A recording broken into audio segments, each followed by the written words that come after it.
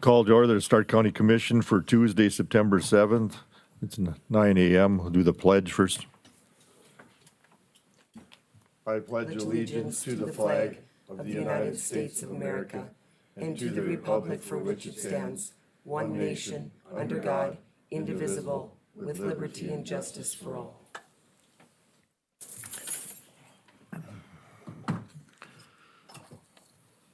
Okay.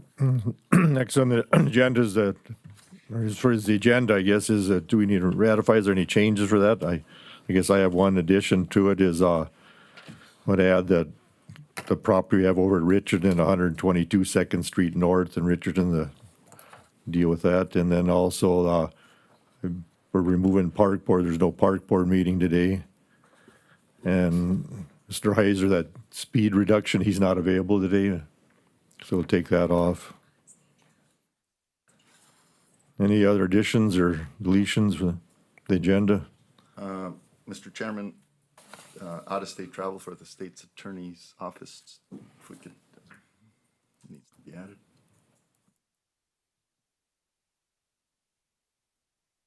Anything else? Now I'll look for a motion to approve the agenda. So moved. Motion by Commissioner Arthod. I have a second. Second by Commissioner Marsh. All in favor? Aye. Aye. Those opposed, motion carries. Next, we have the minutes for, actually, we have two sets of minutes for August 3rd, the regular meeting, and then we had the special meeting the afternoon on the budget on that. But is there any corrections or anything on the, Mr. Chairman, yes? under the regular meeting agenda minutes, just for a point of clarification, towards the end on the weed board member/districts, we had quite extensive discussion, and I had made a motion to go to at-large districts until November, and the meeting minutes reflect that it says to allow for the lines to be redrawn, and I don't think that was the intent of my motion. My motion was to make sure we found somebody within that South Central District to, who would want to serve.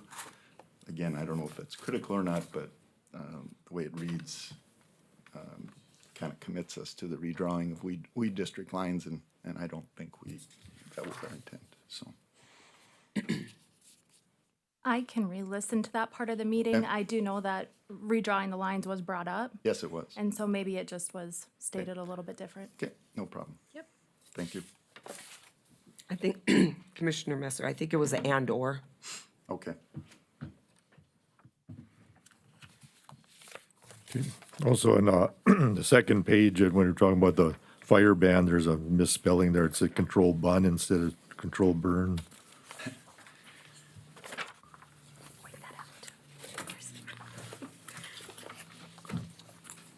Anything else?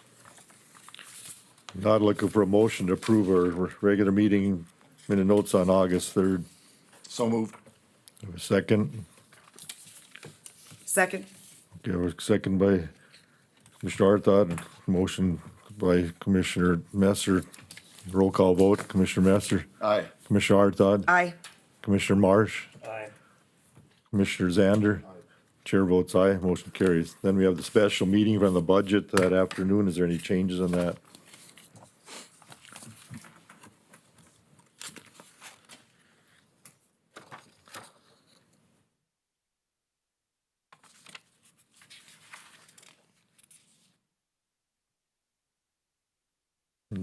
Only thing I see is under a custodian, we talked about, there's it says his and should be he on there.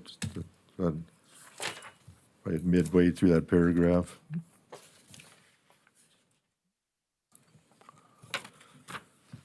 You see it here?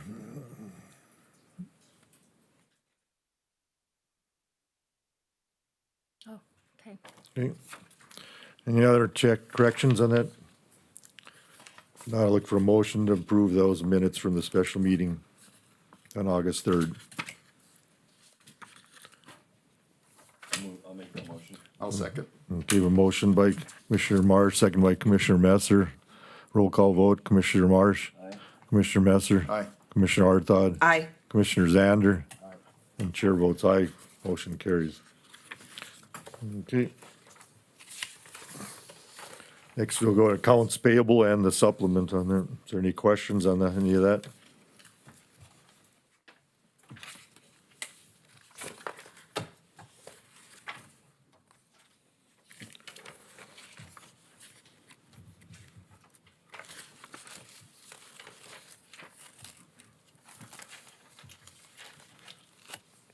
I want to go run for the road superintendent, it's on the liquid connection, the 2020 Dragon Specialty 50,000, what is that? That's for the tanker that we rolled over and totaled out, that was replacement for it. Okay, I was aware of that, okay, I didn't realize that was the company name. Okay. Any other questions on the bills?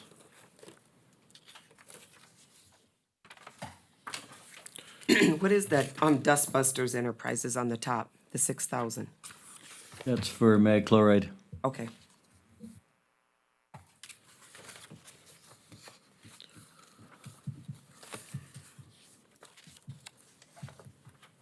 Okay, if there's no other questions, I'll look for a motion to approve accounts payable. So moved? I have a motion by Commissioner Arthod, do I have a second? Second. I have a second by Commissioner Marsh, roll call vote, Commissioner Arthod, Aye. Commissioner Marsh, Aye. Commissioner Zander, Commissioner Messer. Aye. Chair votes aye, motion carries. Accounts payable approved. And we'll have Sheriff next up, Sheriff Lee. You said with the continued? Yes. Chairman, Commissioners, good morning. Morning. The August report for Starks County Sheriff's Office. For the month of August, we had 1,572 calls for service. This is up from 1,195 in the previous year, so that's a significant uptick. 284 traffic stops. This is up from 201 last year. 62 of the stops were in the city of Dickinson. 222 of the stops were in the county and neighboring small towns. 244 public relations stops. This is up from 180 last year. 6 bar checks. That's up from 4 last year. 6 theft-related calls for service. That's up from 5 last year. 22 canine usages. We responded to 10 accidents, 0 pedestrian, 0 fatality, 3 hit and run, 3 injury, and 4 property. That's actually a fairly low rate of accidents, especially for the month of August, so we're happy to see that. 80 total arrests for the month. We had Little Opryland days in Richardson and Harvest Hoedown in Belfield. Both of those went very well. We maintained a higher profile presence for both of those events this year than we have in the past. No incidents in Richardson and 2 incidents in Belfield that were quickly intervened upon, so not much to report there, which is good.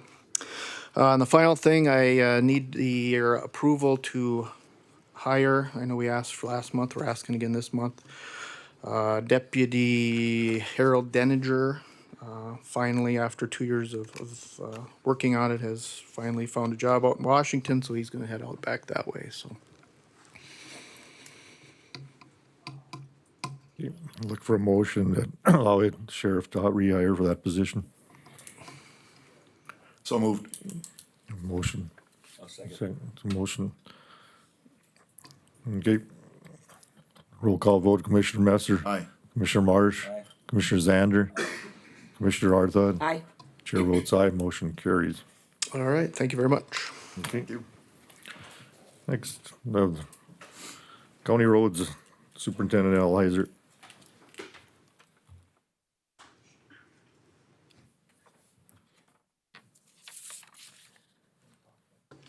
Good morning, everyone. Just, I guess we got quite a bit of stuff on the docket here this morning. The first item is that water tanker that we actually totaled out. I've had a lot of inquiries of people wanting to buy it to haul water out to their pastures and stuff. So, according to what I think we have to advertise for a couple of weeks. And with our press only doing it once a week to get it in, so if I advertise it as soon as I can, we could open the bids on the 29th or wait till October 5th meeting. So I don't think it's a big deal, but I know I have lots of people looking at it because for for hauling water, so. Our meeting's October 7th, that was changed to the next meeting. Oh, okay.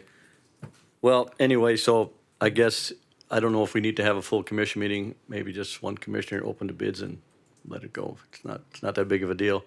What's your estimated value? Well, we had to buy it back for salvage for 2,000. Okay. I mean, we're talking maybe 2,000, 2,500 bucks. We took the pumps and everything that we can reuse off of it and the tires and stuff, so. Chairman.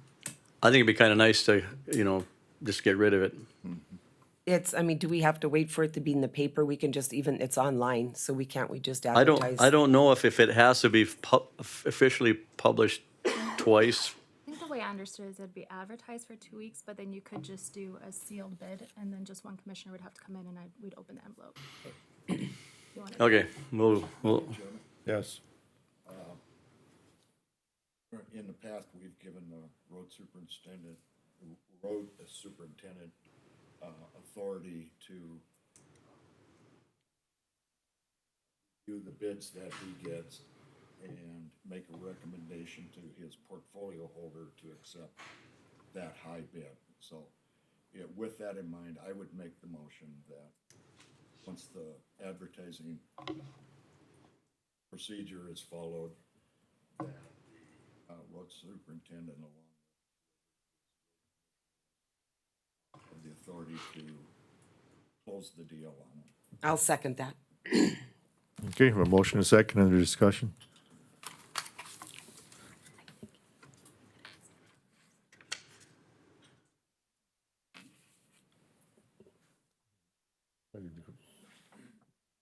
I think for the state auditors, they want the bidding to be more transparent, so you might need to do it as a sealed bid and then have it open by. well, that's what we would do. It's just, the question is how many days we have to advertise it for. Can we advertise it? Our press only is published once a week. I think we can advertise it on our website too. That would be Sure. another option, or even, You have to have it, it's 2 weeks. Board of County Commissioners authorized the sale of county property at public sale. The auditor shall cause to be published in the official county newspaper. It is 2 Okay, weeks. writing's on the wall. We'll get her done. Okay, we have a motion, and all in favor then? Aye. Aye. Those opposed, motion carried. Okay, As far as the road crew, we're hauling gravel south to Southart and south to Richmond. We kind of split the trucks up. We got a real short haul. We got an email from the DOT. There's supposed to be a bunch of added money coming for bridge replacements. So I've kind of escalated. We've got 5 of them. We're going to try and get ready to bid on the shelf. As long as it takes to get the environmental work and everything done, I think it'd be a good idea just to have some ready. And then I think Amanda got the master's agreement for interstate engineering we need to sign. I think she's probably, after it's reviewed, it's okay to sign, have the chairman sign it. It's like 65 pages I'm going through. So, but I'll have it done, I'll have it looked at by the end of the day. Okay, so I guess, do we need a motion to have the chairman sign if it's okay? So moved. Second. a motion and a second. Any other discussion? Roll, or, all in favor? Aye. Those opposed, motion carried.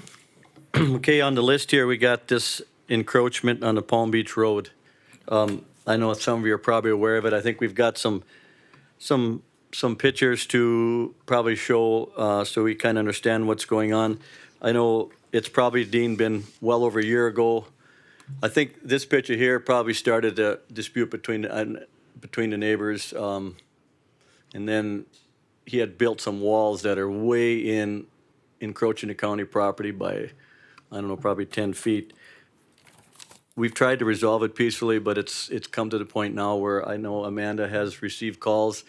When Tom Henning was still here, that's when Dean and I first tried to resolve it, and we have official survey out, and it's way in, so I've tried to be as diligent as I can about it too, but his comment, the neighbor's comment, meant if you don't make him take it down, I'm gonna build one out there too, so I think we need to draw the line in the sand, say, you know what? No more building on our right of way, especially on that end of the street there. It's kind of tight. We can make it do when we plow snow, but he's way in. I know there's other pictures there. If you could just keep going. See, that's the problem right there. It's sad to say, but I mean, it's, you know, when you got a policy, you got to stick to it. That, actually, the right of way's in behind them big clump of trees there. So that whole decor you see there is in the county right of way. Yeah, that's the last house in the street until it turns to private property. Yeah, then it goes That's into where Armstrong lives in the backside. There's a brick wall there, and that's private beyond that. We did some extensive surveying because there was some missing documents down on the end of the street, and then we were able to find them. So I'm looking for recommendation what to do, because something, it's in the right of way, and if we don't deal with it, Looks like Amanda has drafted a potential letter notice to go to the property owner. I went down there, took a look at it. I've looked at it on the GIS, and obvious, you know, it's an obvious infringement. You know, no one else is allowed to do that, so it needs to be a corrective action. Unfortunately, the gentleman spent a lot of money on a wrought iron fence that he has to move, but it is what it is. Okay. Any other discussion? Like Mr. Heiser said, we have to put the line in the sand while the line is there. So, yeah, true, it's outside of it, but I'm just looking for some direction. I mean, I kind of feel bad on one hand too, but on the other hand, we've taken some down in other subdivisions too that were encroaching the right of way. Mr. Zanderjuk, Amanda, has this letter been sent? No, I was gonna wait for, the commission's approval. Well, I'll make a motion that you proceed with as per your draft. okay. I have a motion. Do I have a second? I'll second that. I have a second. Just a quick question. You said you've had Bob Prosef down there. Yes. He marked the spots, so. Well, are we gonna- he will mark he will go out ahead and mark them to official surveyor. So, and put the lines where everything's got to be taken out to. I was out there and the stakes are in there, and like I said, they're way on the other side of the fence. Okay. So, Okay, any other discussion? I have a motion and a second. Roll call vote. Commissioner Zander. Commissioner Messer. Aye. Commissioner Arthod. Aye. Commissioner Marsh. aye. Chair votes aye. Motion carried. And then one last thing I wanted to bring up on this letter, at the very end of it, I put, there's a deadline on it, I think it's 20 days. And I did state something along the lines that we know that finding labor is a little difficult at this time. If you can show that you're substantially complying, let us know, maybe we'll be able to give you a extension.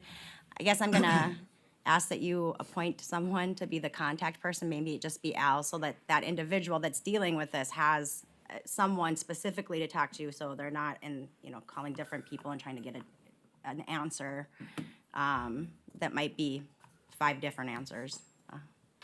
Make a motion to put Mr. Heiser in charge of this. that's fine. It's my job. A motion. Do I have a second? I'll second. All in favor? Aye. Aye. Those opposed? Motion carries.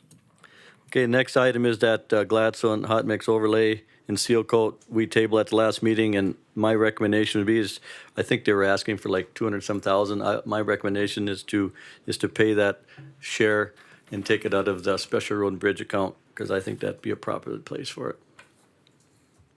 Also move. We have a motion. Do I have a second? Second. Second. Okay, motion by Commissioner Zander, second by Commissioner Arthod. Roll call vote. Commissioner Zander. Aye. Commissioner Arthod. Aye. Commissioner Messer. Aye. Commissioner Marsh. Aye. Chair votes aye. Motion carries. The next item on there is consultant selection to perform construction engineering for them 3 box culverts we got coming up. We went through the RFP proposals and stuff, and we selected Northern Plains to do them. So I think Dean's probably got the letter. He just needs authorization to sign that, and then I think a copy of the resolution has to go along with that to the DOT. Okay. I'll look for a motion for me to sign that contract. I'll make that motion. Second. Motion is second. Motion by Commissioner Marsh, second by Commissioner Zander. All in favor? Aye. Aye. Those opposed? Motion carried.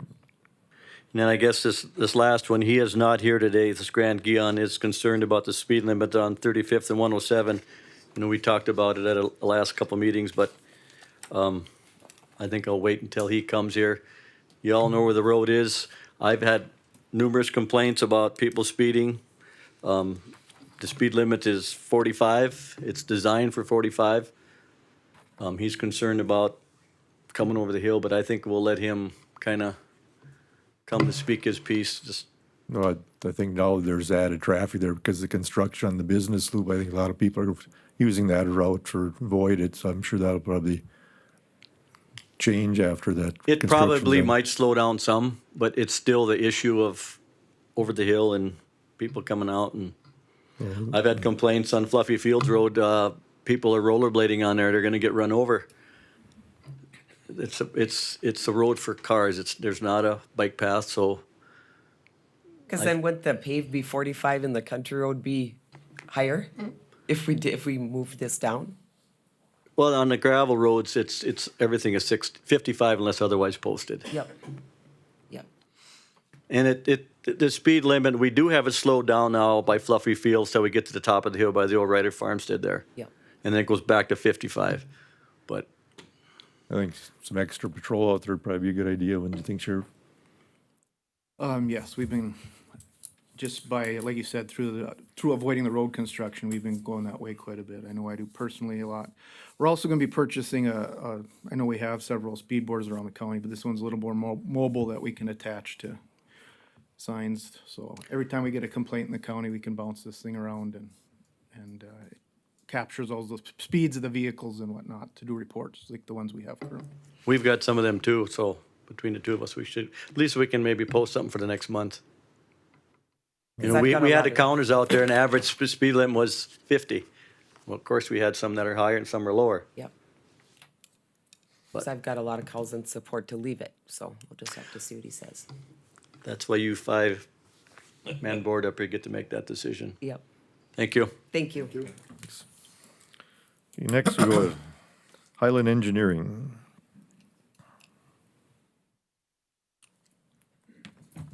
Good morning. Morning. Mike Ness with Highlands Engineering. Have my agenda here, the bridge replacement project, 404 permit. This is located 8 miles north of Richardson, 4 miles east. It's, the 404 permit hasn't been approved and project is waiting for funding.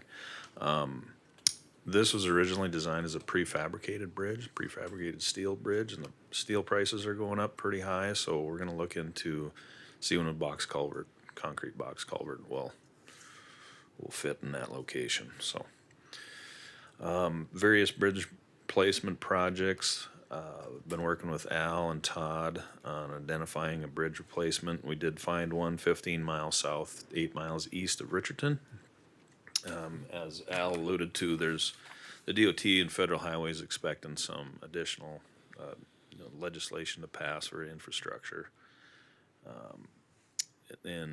Earlier in August, the U.S. Senate passed a $1.2 trillion bipartisan bill, and I think now it's in the House's hands. They're at about a 3.5 trillion budget resolution, so I think they're going to vote on that towards the end of September, so kind of waiting to hear for that, and hopefully some more road and bridge funding will come through, so. The only other job is construction engineering. Lebechucks are just finishing up on 30th Street north of, they just finished up and seeded the project just north of Belfield here this last week, so. You are the only participant in the conference. That's all I've got, if anybody's got any questions. Anybody have any questions? Thanks. Okay, thank you. Thanks. Thank you. Next we go to Northern Plains.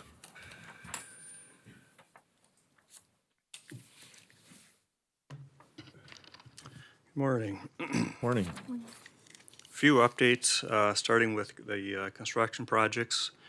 30th Street, Martin Construction is looking at starting in late September, possibly the last week in September. I think the box is going to be available sometime in early October, but they're looking at late September for a starting date on 30th Street. 127th and 131st by Belfield. They're looking at sometime late September also. The contractor on that project is Quality Dirt Works. So we're still going with the late September timeframe. They haven't told us anything otherwise, so we're still anticipating late September.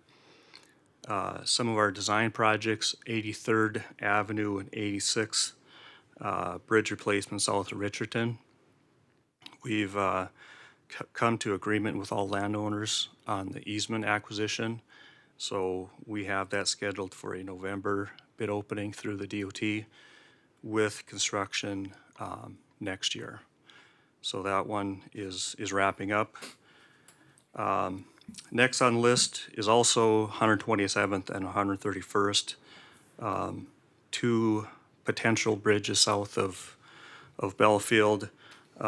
We've been working with the DOT, like Al had mentioned. They've been approved for funding, but there's not funding in place as of yet.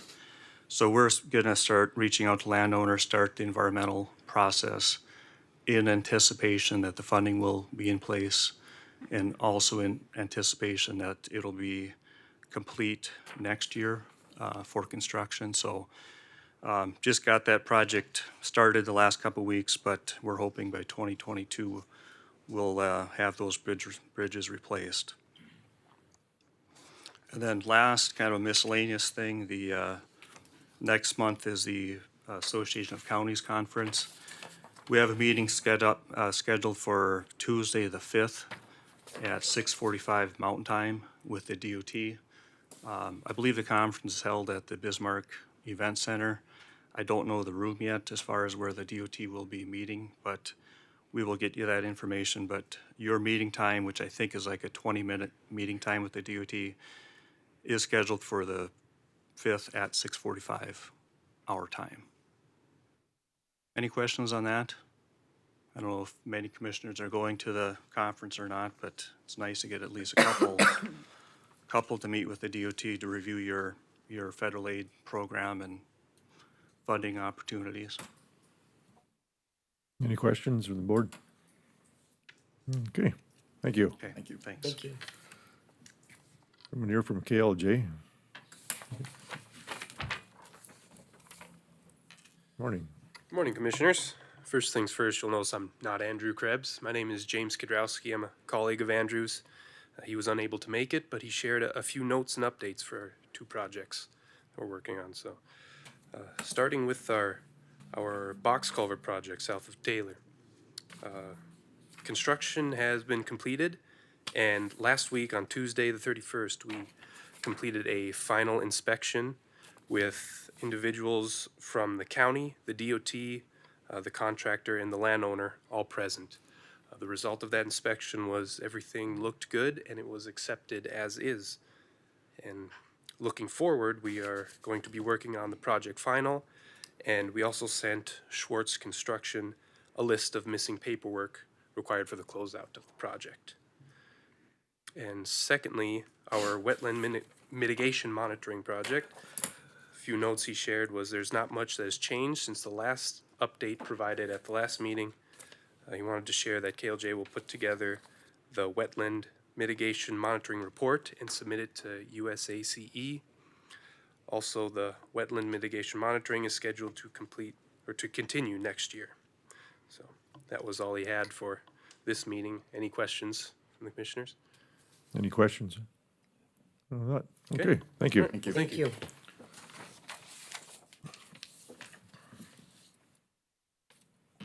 See Sherry Adams here. Okay. Are you gonna take her place or? I am. Okay, For Council on Aging? yes. Okay. Well, good morning, everybody. How are you today? Good morning. Morning. I brought a mask just in case you didn't know.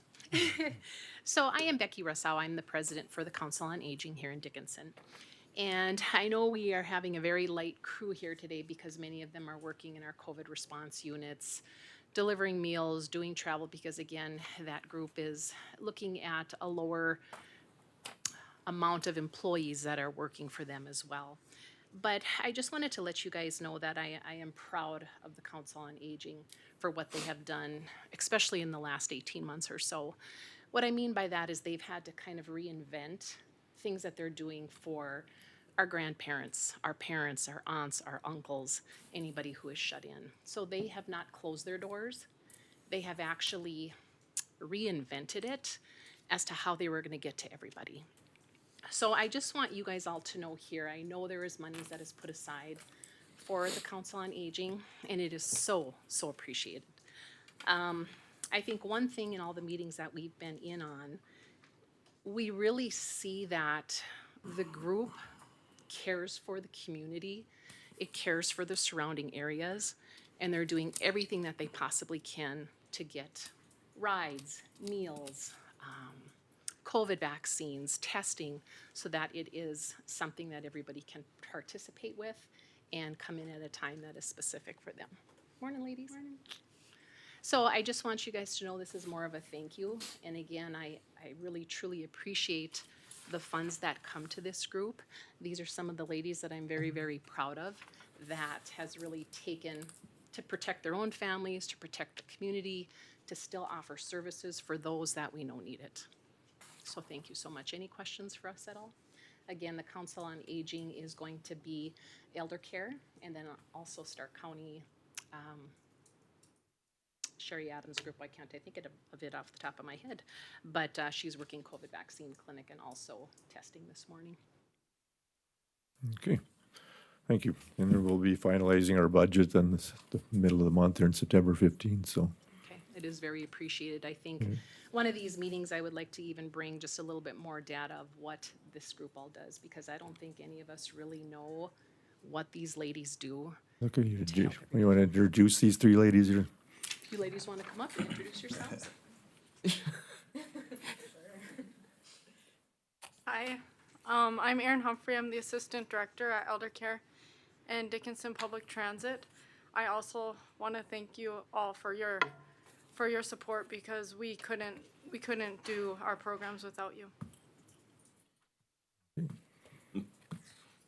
I'm Chelsea. I'm the bookkeeper at Elder Care, and I'm the secretary for Stark County Council on Aging. I'm Kelsey Knoll. I'm really short. I'm the finance and HR manager at Dickinson Public Transit and Elder Care. I'm kind of standing in support today for Colleen. She's actually had to be out of town for a funeral, so Colleen Rodakowski is our director, and she can't be here today because she's out of town, but she's the one kind of the driving force behind us, so also look out for her too at future meetings. Okay, I want to thank you all too for the job you do. It's a great program. We appreciate it. Okay. Okay, thank you. Thank you. Next, go to the Dickinson Public Library. Are they here? Okay. Do you want to give it over there to Mike? Mike, on the camera. Yeah.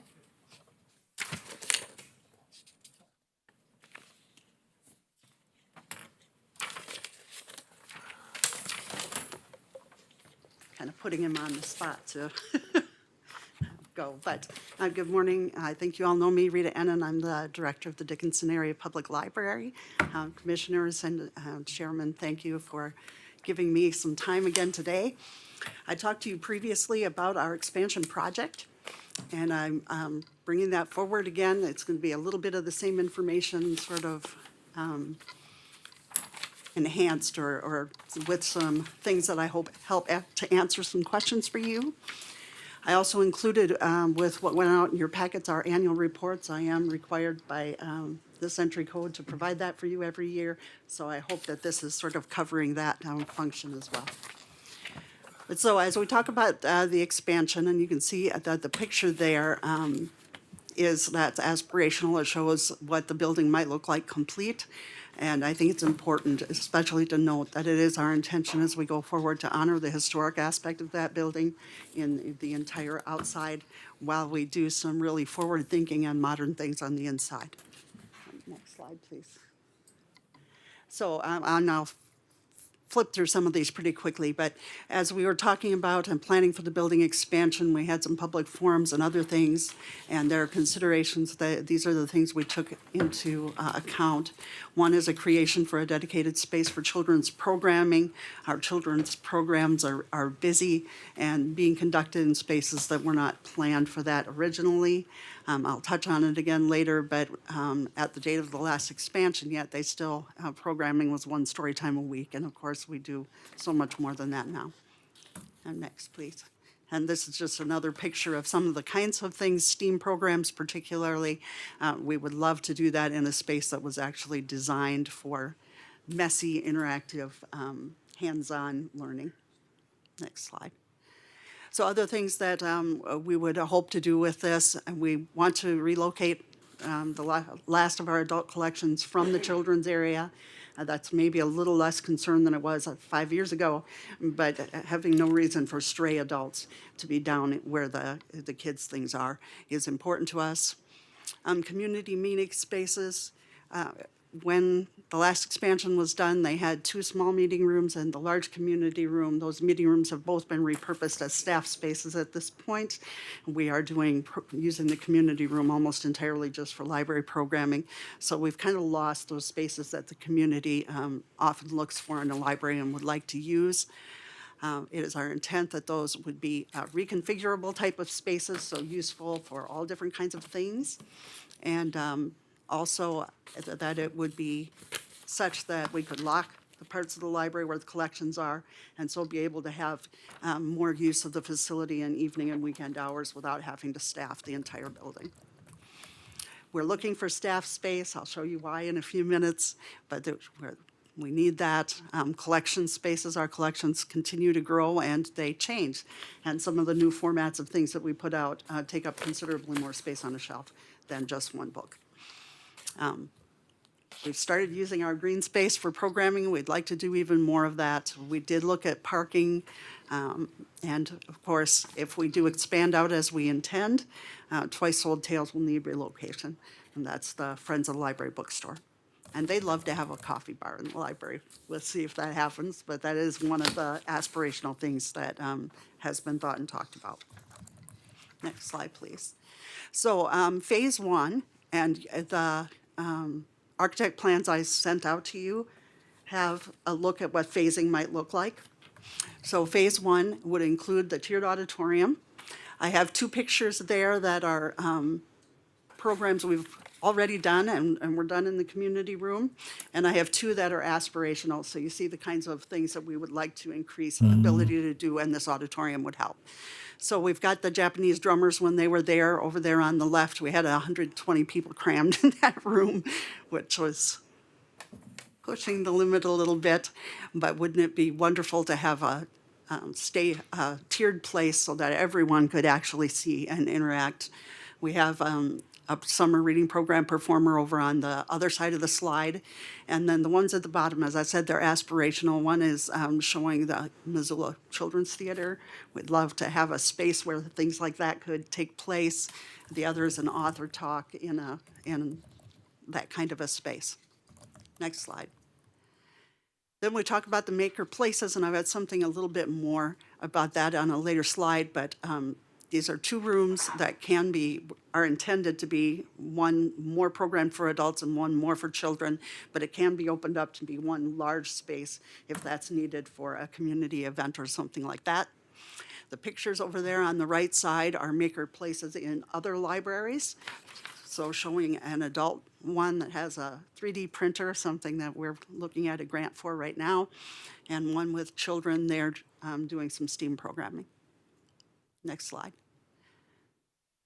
So phase 1, it would accomplish these things. The adult materials moved out of the children's area. That would be done. We'd have our gallery with secured places for our North Dakota and local history collections, and that we could even do traveling exhibits from the State Historical Society and that sort of thing. Our homeschool parents particularly have asked for some of that because they have those kinds of exhibits that are available. It allows reconfigurable space, as we talked about, so the library can use it, but we would absolutely be able to make it available for the community when it was not in use by the library, and we do have a lot of requests for that. It would accomplish the after-hours entry from when the main library was closed, and there is a couple of staff office spaces that are planned in that addition side. And this, again, this is kind of phase 1A, if you will, but that is a look at, if we get those adult materials moved out, we've got a large space that would be really beautiful for children's programming. And we've moved story time into the community room because you can't fit 30 or 40 kids in the room that we have right now and really expect that anyone can hear or focus. And so, anyway, once again, aspirational, but that's what we're talking about and looking at in the children's area. So I get asked all the time, you know, you add this space, how do you staff it, et cetera. And I have this in a document that I could send to you if you would like. But we've already grown to do this, to do what we want to do in that building. So I started around 2013-14 just because that's when I started, and it is also about the time where the boom really hit us. So about the time our community grew so much. And you will see as that has gone along, we have grown our staffing too. So 5 librarians will be 8.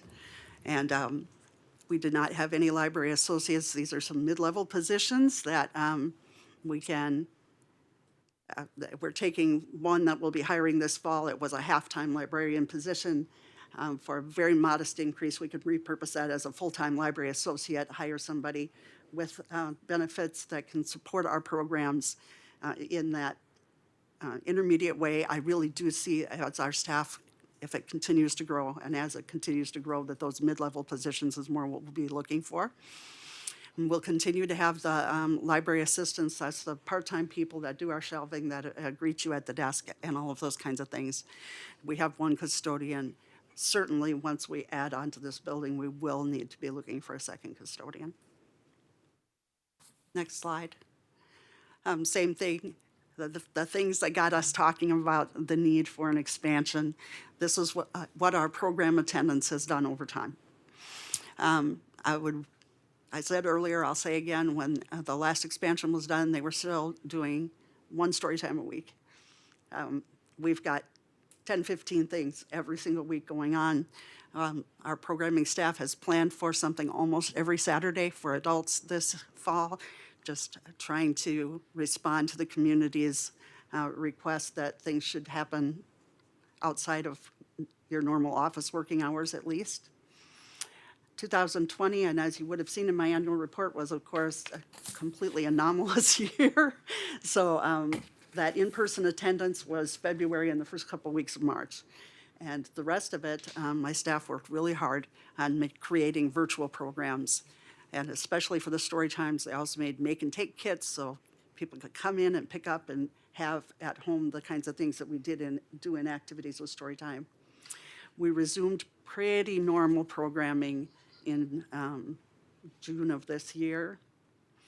So not story time, but our summer reading program, we did what we've done just about every year, and it was flooded. We tried doing some programs outside, and it was good, but when the weather got really, really hot, we really had to move our programs inside. We do have electrostatic sprayers that we use for our sanitizing, et cetera, but once again, I should have included our September, October packet of activities with your packet so that you could see it, but we've got a full slate of activities planned, and we intend to do that going forward. Next slide. Our collections have grown over time too. Now, one thing I will point out is that around 30,000 of that is actually electronic things. So it's not quite the explosion that it might look like on that slide, and I want to acknowledge that to you. What is different, however, is things like book club kits. Learning bundles are very popular, and that's something I want to give great credit to our children's librarian, Jade Prouse, because she does these. She puts together a book, a couple of books, maybe a movie, a game, or a hands-on learning activity, and she creates the learning or teaching materials that go with all of that, and includes that in a little bundle that can be taken home by parents or daycare workers or whoever might want to use it. So we have a bunch of those on our shelf right now. We have leapfrogs, other things, and a game collection. If you haven't seen it, you should check it out. Almost all of that was donated. Our outreach librarian worked really hard and got companies to donate all kinds of stuff. So a person can try a fun new game without having to spend, 30, 40, 50 bucks on it. So that's collections look different and they take up more space and they need different kinds of shelving than what we have had in the past. And one more. This is the last one. People ask all the time, maker space, maker place, what in the world are you talking about? And I really love that definition where it says DIY meets education, because it is all about taking your paper learning and making it experiential. So it gives a place for learning opportunities that people might not otherwise have, makes good connections. We're talking with the Badlands Art Association, for instance, but the large thing that maker spaces generally include is tech tools. And so the opportunity for somebody to come in and experience what a 3D printer is, for instance, or other kinds of things that it will give kids hopefully that vision of this being a place where you can learn those kinds of things and come back and apply them, so that some of those high-level jobs that we know are being recruited all the time from out of state or other places, why wouldn't we want our local kids to be excited about learning and doing those things? And on the flip side, bring in some new things that adults might not have tried before. I've got a VR, virtual reality thing at home. I'm looking forward to hopefully making a couple of those available to check out, and we'd love to do some of those kinds of things in the maker space.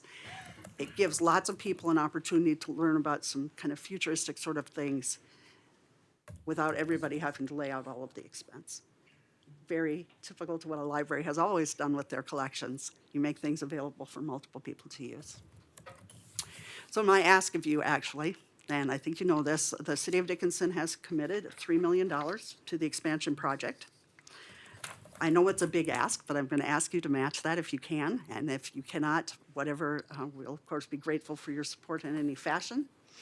How do you do that? I don't want to tell you what your funds look like, but I do think after seeing some things that Karen sent me and whatever, that the COVID relief funds that are intended for things like employment and other things might apply specifically in the tech area that we're talking about in the maker spaces. Do you have questions for me? I have a couple. Go ahead. So, do you react with other smaller communities, libraries? Do we act with them? Yes, I mean, is there we- interaction between? And we I don't know. have- I don't even know if any other communities in our county have libraries, but So we take the bookmobile a lot of places. The libraries in Medora and Fairfield are branches of us. So what staffing they have there, and the Medora branch is staffed daytime hours during the summer. So those are all ours. And then, as I say, the bookmobile goes all over the place. Now, those routes were largely stopped for a while during COVID, and what we did at that point in time was two things. First of all, we let people request, and we just mailed materials to them at home. And we mailed out like 500 packages of however much that different people wanted. We also did the drive-through curbside pickup. We feel like we learned a lot of things in COVID, and so some of our services have evolved a little bit and will continue to. Things like somebody who felt like they needed curbside pickup, we would for sure just do that for them. Why wouldn't we? Why haven't we? We just never thought about it, you know? so what about with the state library? I mean, how much? I mean, do you communicate back and forth with the state library? Oh, much too? absolutely. Actually, the state librarian was here for our staff training day and provided that for us free of charge, which is part of her job, and it was great for her to have. We also, and one of the things, we do have a new library catalog that came in, I think I talked to you about that before, but it was new, the end of 2019, a massive undertaking for everybody, but it is that shared catalog, and one of the great things that it does is that you can go in and put a hold on some material that's at another library, and they will send it. It doesn't even require anything on our part other than to receive it and hand it to you when it gets here. So we do those kinds of things. State Library does also have kits like the Little Bits kits and that sort of thing, and we've been able to borrow some of those to use for STEAM programming. So is there any money available from the state? I don't know. Not that I have heard of, but I do know, actually, I got an email just this morning from the state librarian. I know there will be a round of grant opportunities for libraries because the most federal funding for libraries comes through the state library. I don't know what those are going to consist of. I do not anticipate it will be for buildings. No, I But suppose not. but collections they do for sure, because she mentioned that. And I will be very surprised if there isn't some technology dollars available there. Well, there might be some for renovating old buildings, though. Not for building new buildings, but renovating old buildings. There's been lots of talking about that, and I do hope that at some point that will come along. And that would certainly apply to our children's area or any of the phase 2 type things we've been talking about. Cool. That answer your question? Yep, thank you very much. Rita, just quickly, if you could kind of explain the connection between the Library Foundation and the library, and what role do they play in all this, if any? So the Library Foundation exists to support library services. They are the 501c3 branch, so if you want to make a donation to the library and have it tax deductible, going through the foundation is the great way to do that. They do work with the North Dakota Community Foundation, by the way, and so are looking for some dollars and maybe some grant opportunities there as well. So I want you to know we're looking at and taking advantage of all of those things. But in a way, they're the fundraising arm. So we will be leaning on them very much to fundraise as we go forward. And they are the ones that will receive and disperse those funds. So they're assisting you with this fund drive? Yes. Thank you. Thank you. Any other questions?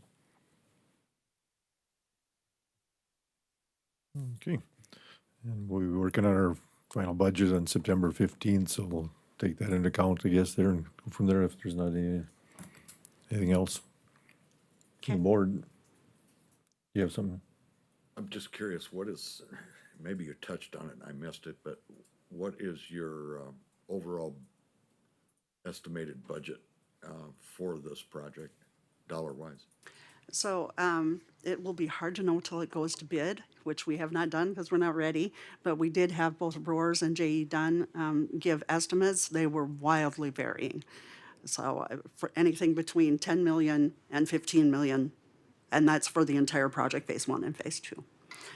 Having looked at those things with the architect, if we had the commitment from Stark County to match what we have from the city, we'd break ground on the expansion next year.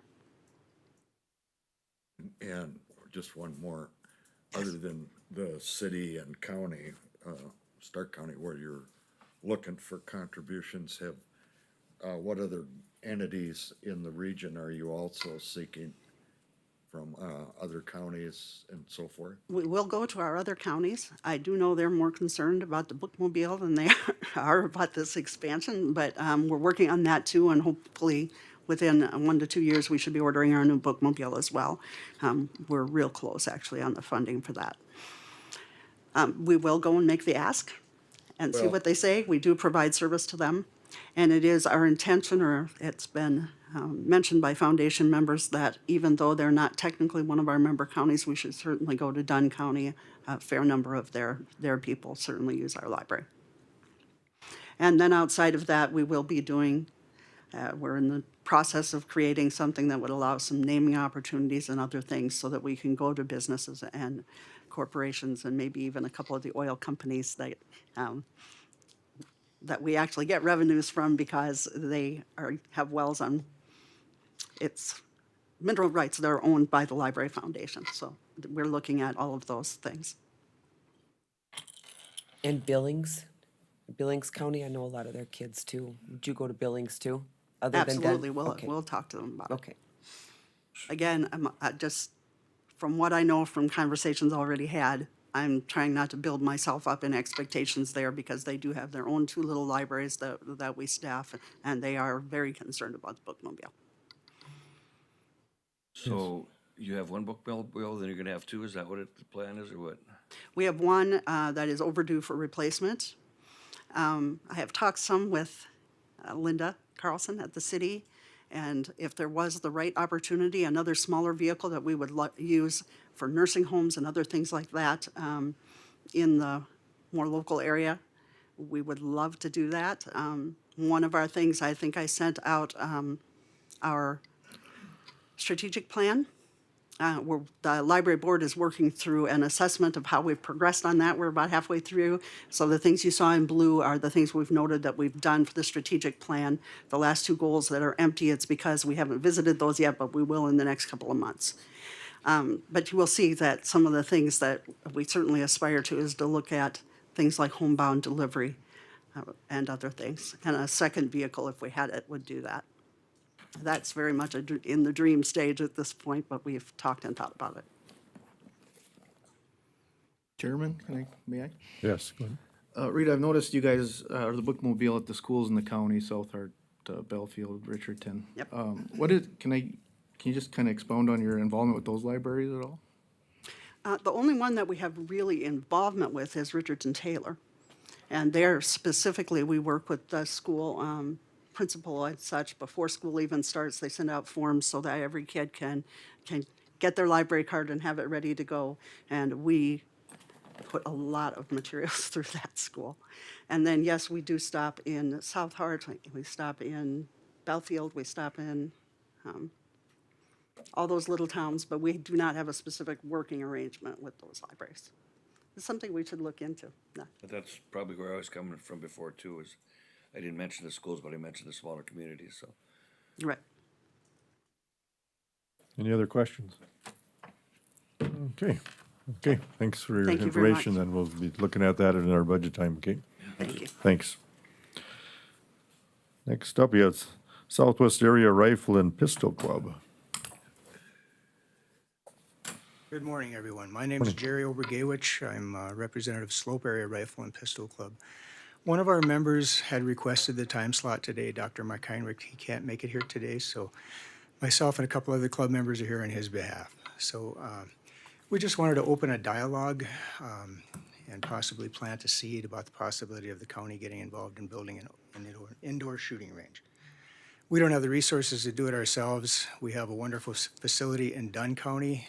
We open that to a lot of people that want to use it, mainly law enforcement. A lot of law enforcement agencies use it. I know Stark County uses Belfield. That's part of your county or our county. That's great. They have a wonderful facility. As you can see, we're all getting kind of long in the tooth. There's a lot of gray hair standing before you. So the cold winter days, we shoot year round when we can, whenever possible. But there's times it's just not possible. These bones just can't take it. So if anything, today we're just here to open a dialogue, see if that's something you'd want to even consider. You know, we bring nothing to the table in terms of funding or anything like that. We have our hands full with our own personal range, but we just want to open a dialogue, see if there is any interest there, if that's a possibility at all, somewhere in the county, somewhere close by. It doesn't have to be close to us. Our club is based out of Dickinson. Predominantly Dickinson. I'm guessing today, I don't have hard numbers because it changes. There's a constant state of flux, but we're about 175 to 200 members at any given time. We do a lot of work with the community. We just recently had a Kids Day that was very successful. We're hosting a Ladies' Day at the range next week. As I say, we open up to law enforcement probably 4 to 6 times a month. The range is reserved for law enforcement. Just because of the prior speaker, we had an Adopt a Library program for about 5 years where we funded thousands of dollars in books to area libraries, not just Dickinson, but the whole southwest North Dakota down to Bowman, Kildare, all over. Those were on competitive shooting, hunting, gun collecting, recreational shooting, that kind of thing. So we do shoot competitively with my 2 friends that have come with me today. I'm guessing we've got 120 to 130 years of competitive shooting and gun collecting between us. So as I say, we're just here to open a dialogue, see if there's any interest at all in getting something started. And it wouldn't have to involve our club per se, but the community at large, if you will. So we're just here to start the process. Yes. Mr. Chairman, Yes. I've kind of had some of these discussions with some of these people in the past, including Jerry, and several years ago, there was, some discussion and maybe preliminary ideas about where to go, and I think we talked about forming a public-private type partnership with our friends in law enforcement and the general public on how to best approach this idea of a partnership. I think it's something, obviously, that with our prior joint agreement with the city on the indoor range that we currently have has been a battle for years and years as far as it being so inadequate, so to speak. And I'm just wondering if, is that the type of let's go forward plan that you have in mind? We would hope so. Naturally, given where we live geographically, as I say, the winters can be quite brutal.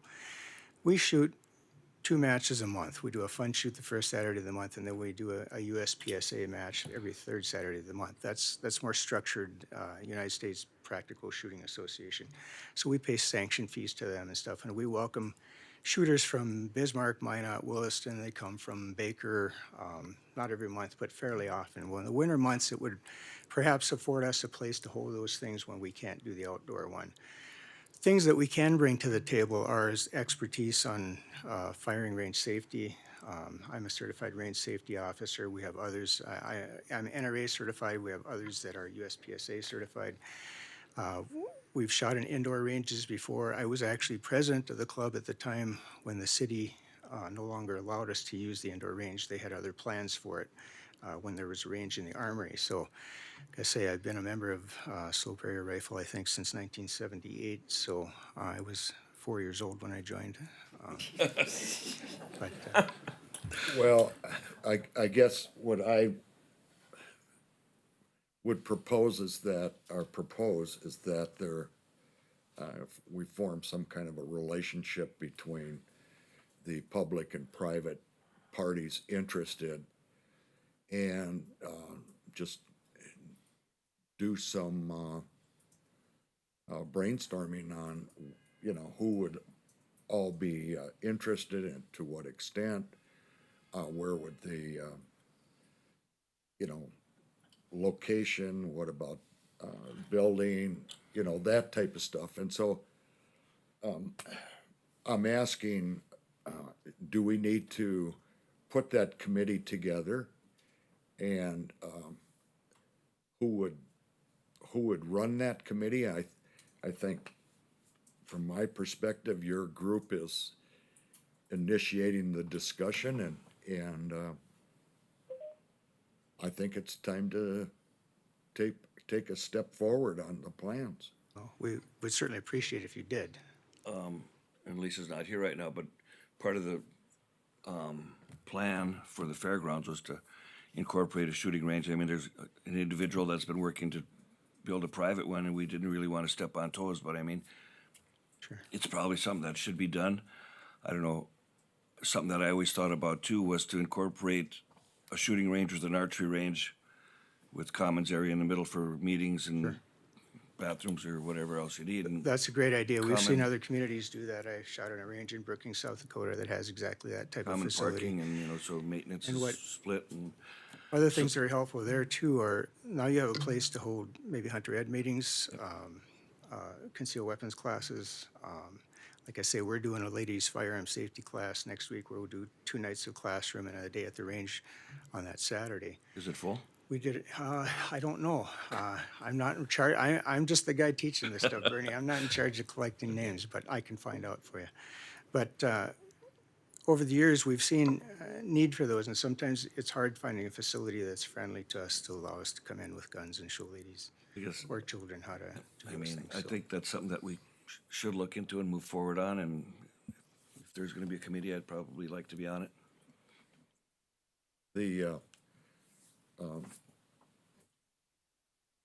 I know that past conversations with city law enforcement and city commissioners and those folks, they're very interested in doing something. And, you know, they had, the idea that was thrown out there to me was, you know, they have that all that land where the fire training facility is at, and that might be a good home for it because services are already there and things like that. Close proximity to the community. I think the zoning issues would be wouldn't be an issue. So, but that's part of the discussion, I think. And Mr. Marsh has volunteered to serve on your committee, and I would encourage you to, you know, let's get started with the committee and some formation of a group. I think Mr. Callahan would be very good at putting that together, and his assistant Dan Brown, and yourself. But you know, feel free to contact city and law enforcement. I was gonna ask if Sheriff Lee's got any input. I didn't want to interrupt, but the chief and the mayor have approached me on just this thing. They would like to meet with myself and one of you guys. So if you guys want to designate someone, if it's Bernie, that'd be great. And if one of you guys want to attend that meeting, that would be great. But they are very interested in doing just this project, so. that'd be great. Yeah. I have a question, Jerry. Yes, sir. So, correct me if I'm wrong, dues are 175 for your organization, you said? Or you have 175 members? 175 members, yeah. What Our are your dues? Do you have about- single level or multiple levels? Single person is $60 a year, family is $70 a year. Okay. Very affordable if you do any research on shooting ranges. We own 12 acres in Dunn County. We own that land. We recently had some storm damage. It's gonna cost us about $35,000 to repair our storm damage. So, you know, we have some resources, but certainly not the resources to build a facility. And we, while we don't know the expense involved, we know there's things like air handling, safety equipment, backstops, those kind of things, shooting lanes, those all cost money. So we were hoping that we can just plant a seed, and that's really all we wanted to do today. We know there's more interest from the community. I recently retired from a sporting goods store where I sold firearms for 9 years. I know there's interest in this outside of our club, so. What's the contact number for the ladies firearm class? Oh, I'll have to look it up. Or do you have it, Dan? When our secretary treasurer is a woman, she's spearheading that. So. Okay. And we do get calls about twice a week asking, where can we shoot? Where can we shoot? Yeah, and the challenge, really, just total honesty, we are a private club, so we don't just give you a pass and say, pay us $10 and use it. Liability is our biggest concern. We have $1 million liability package. It costs a lot of money to run a range, even something like ours, so we know what we're asking for. We know there's some expense, but there's certainly interest in it, so. Okay. Would you like that number, Tom? Yes, please. It's Jolene Warner, 701-290-4033.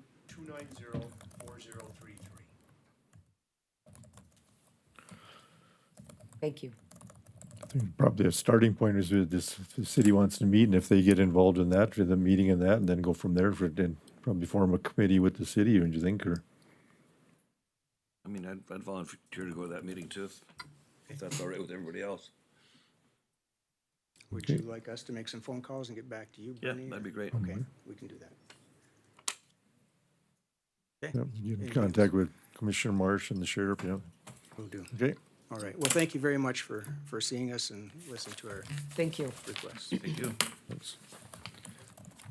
Okay. Next, we'll take a break until 25 after.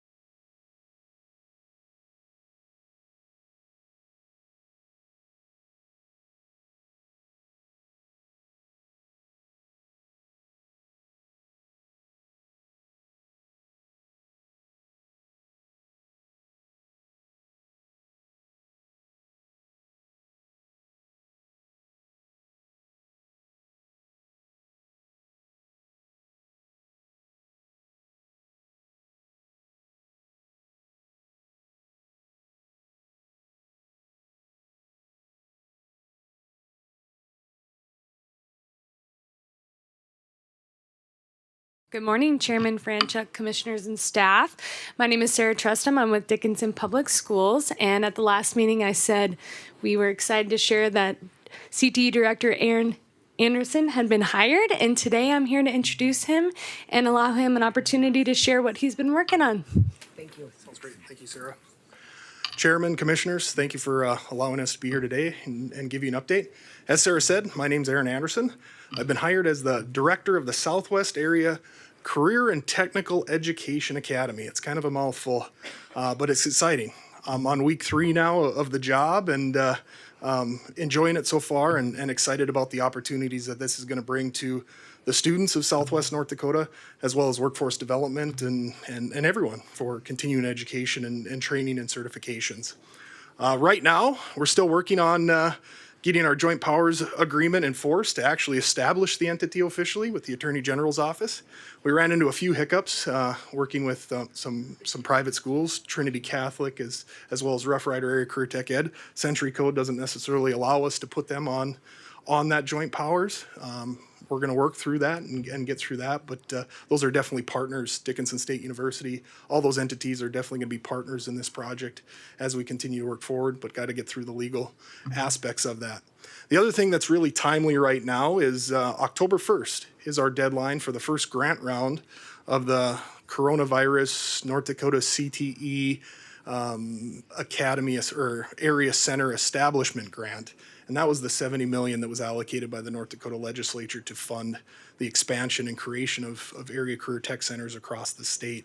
And so I'm working on this grant right now, collecting information, gathering it, putting it together, which hopefully will award us about $10 million for startup funds for this academy. The grant round takes place in the month of October, and so hopefully November 1st we'll have some good news that there's 10 million additional dollars coming to help in the establishment of this particular entity. Other things we're working through right now is getting schools to sign up and on board with this project. So every school district in Stark County has been connected with and communicated with, meeting with a number of school boards this week, as well as over the course of the next couple weeks to make it official. In those schools being a part of this project. And so we're excited about that. In addition to the schools in Stark County, we're expanding our reach to all area schools in Southwest North Dakota, because we're going to make this academy available to all students in Southwest North Dakota where they can pursue career training and their career interests. Other exciting news that we're working on right now, and it's going to involve obviously all of Stark County and the area business leaders, is we were awarded a $15,000 grant from Community Consensus Council, I guess, North Dakota Consensus Council. And that's going to allow us to have industry roundtable meetings over the course of the next 2 months. So we're going to be very deliberate in scheduling industry roundtables. That way we can get input from community leaders, business leaders, and individuals on where they see this academy fit. Programming, ideas, center, resources. How can we collaborate to have our students in the workforce, in those businesses and industry, as well as businesses and industry in our classrooms, working with our students and making sure the content and the delivery and the equipment that we're using is industry validated. So we're excited about those roundtables. We're doing some additional work this week to try to get a calendar together and individuals, and so we'll be communicating that out to various public leaders, entities, business leaders, as I said, over the course of the next few months. And so those are exciting times with the academy. We're still obviously working to figure out programming, working and figuring out how we're going to transform DPS North, the former Halliburton complex, into an educational center. And so there's a lot of work that's going to happen over the next couple months to really make this project a reality, and super excited about it. So I'd field any questions, comments, concerns. So I'm curious about who you are.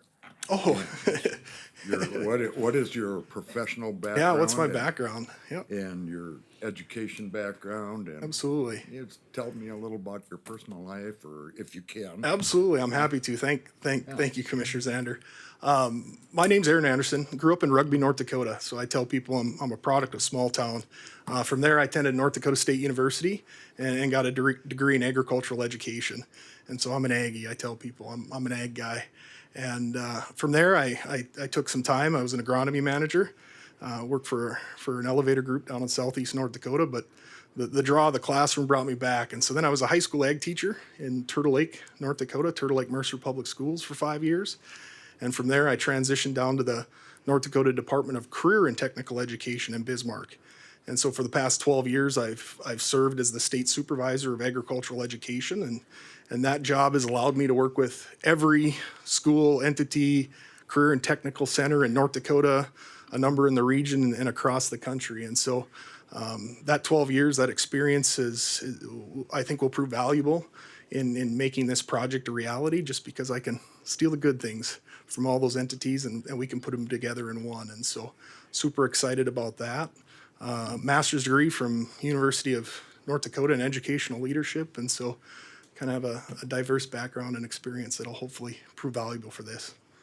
Right now, currently an employee of Dickinson Public Schools, as that entity has stuck their neck out and make sure this project is a reality. And so working with all the CTE teachers at the high school right now and working in building that programming and expanding and improving and always working to do those types of things. And so right now it's a DPS work as well as trying to get this Southwest Area CTE Academy established and moving forward.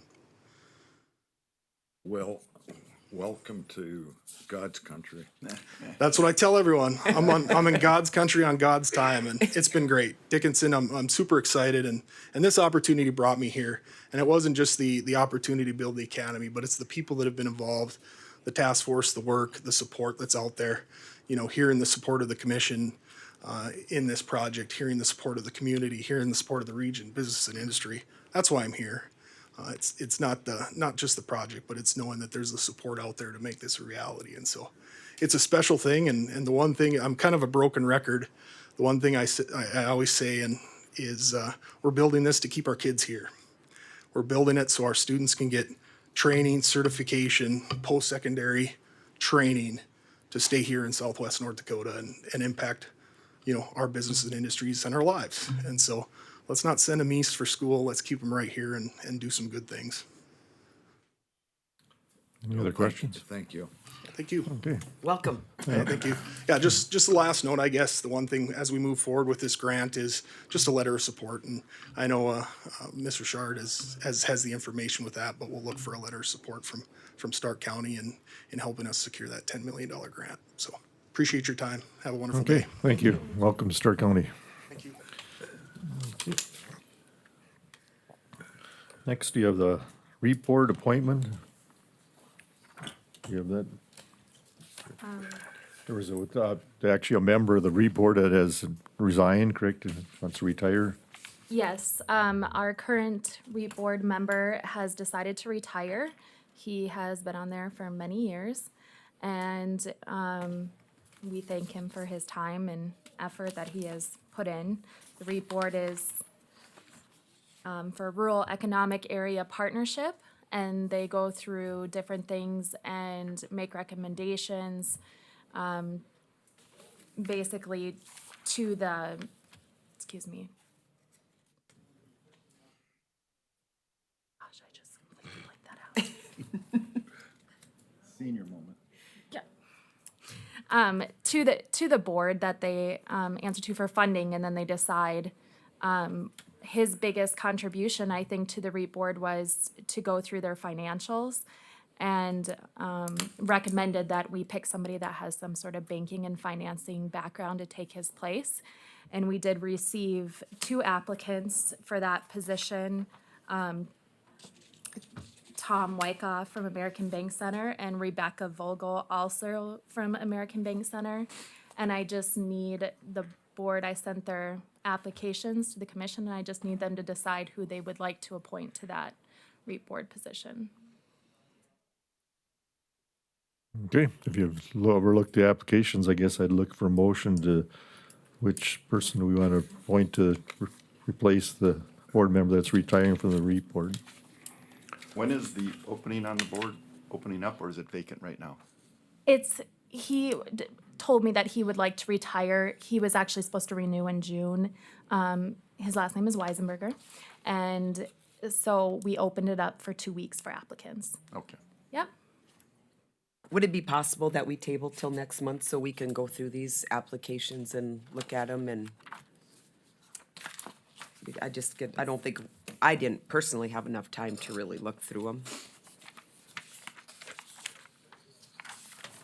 Is that a motion you're making then to table it? I'd make a motion that we table this to make this decision till our October meeting. Do I have a second?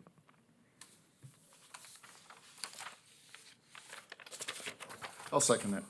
A second. Any other discussion? If not, all in favor? Aye. Aye.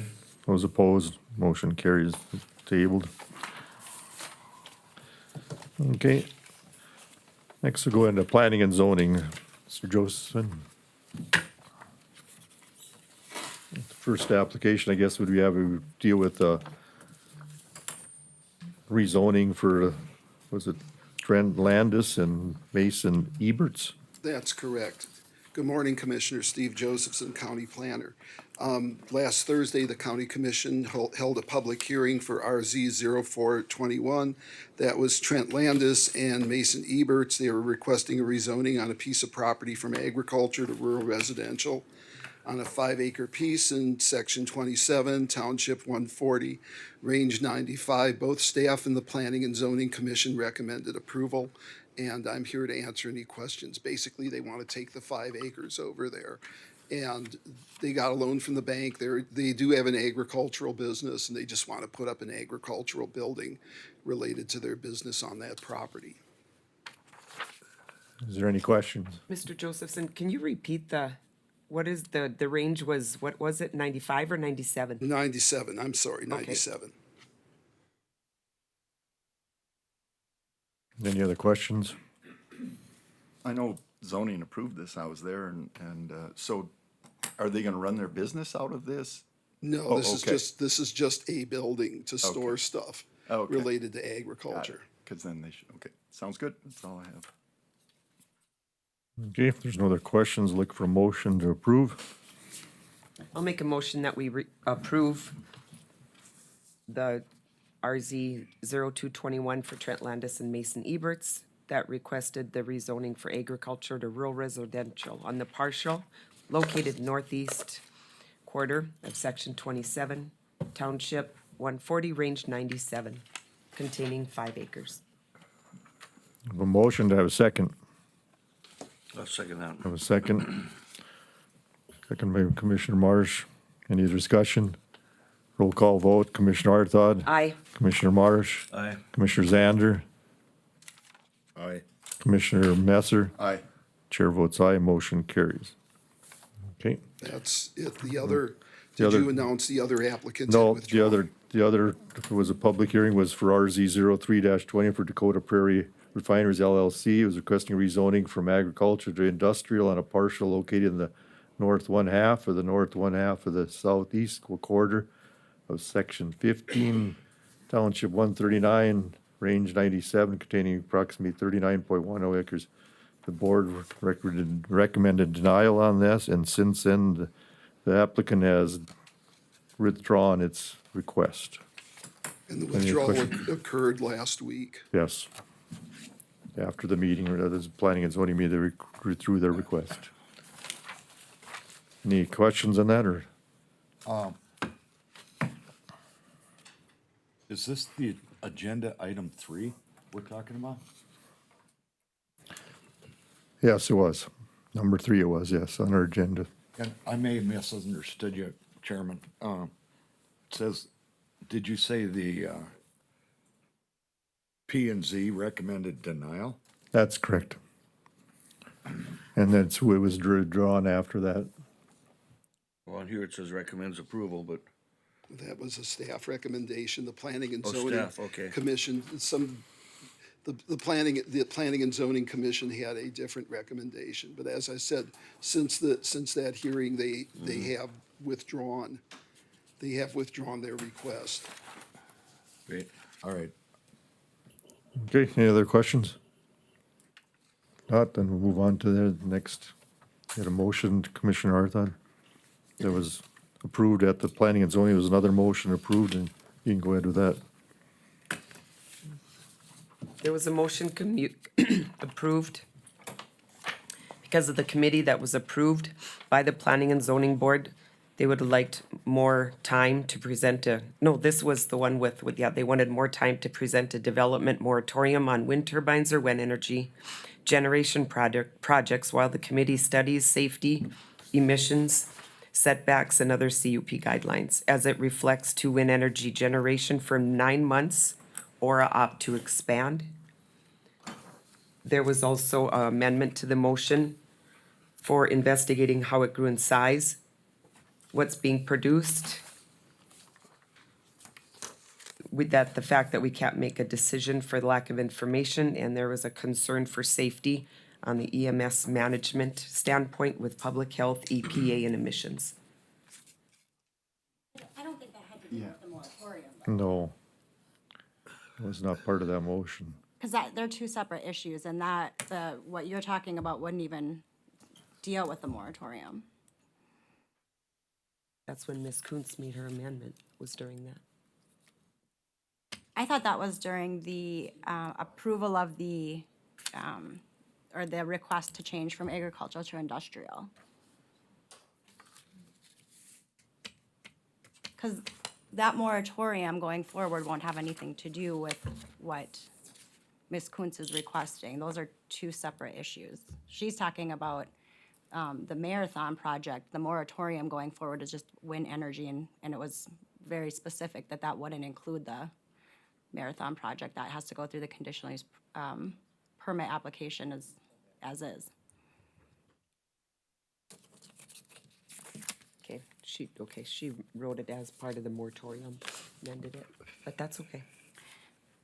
We'll have to listen back on that. And we can, I'm just wondering how it would apply, is my question, if that was her amendment to the development moratorium. Because I'm not sure how that would apply to that.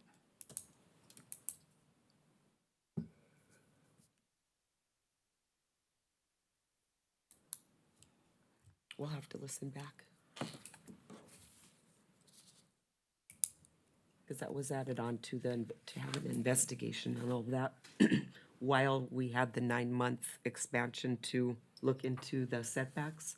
That was added on for the investigation.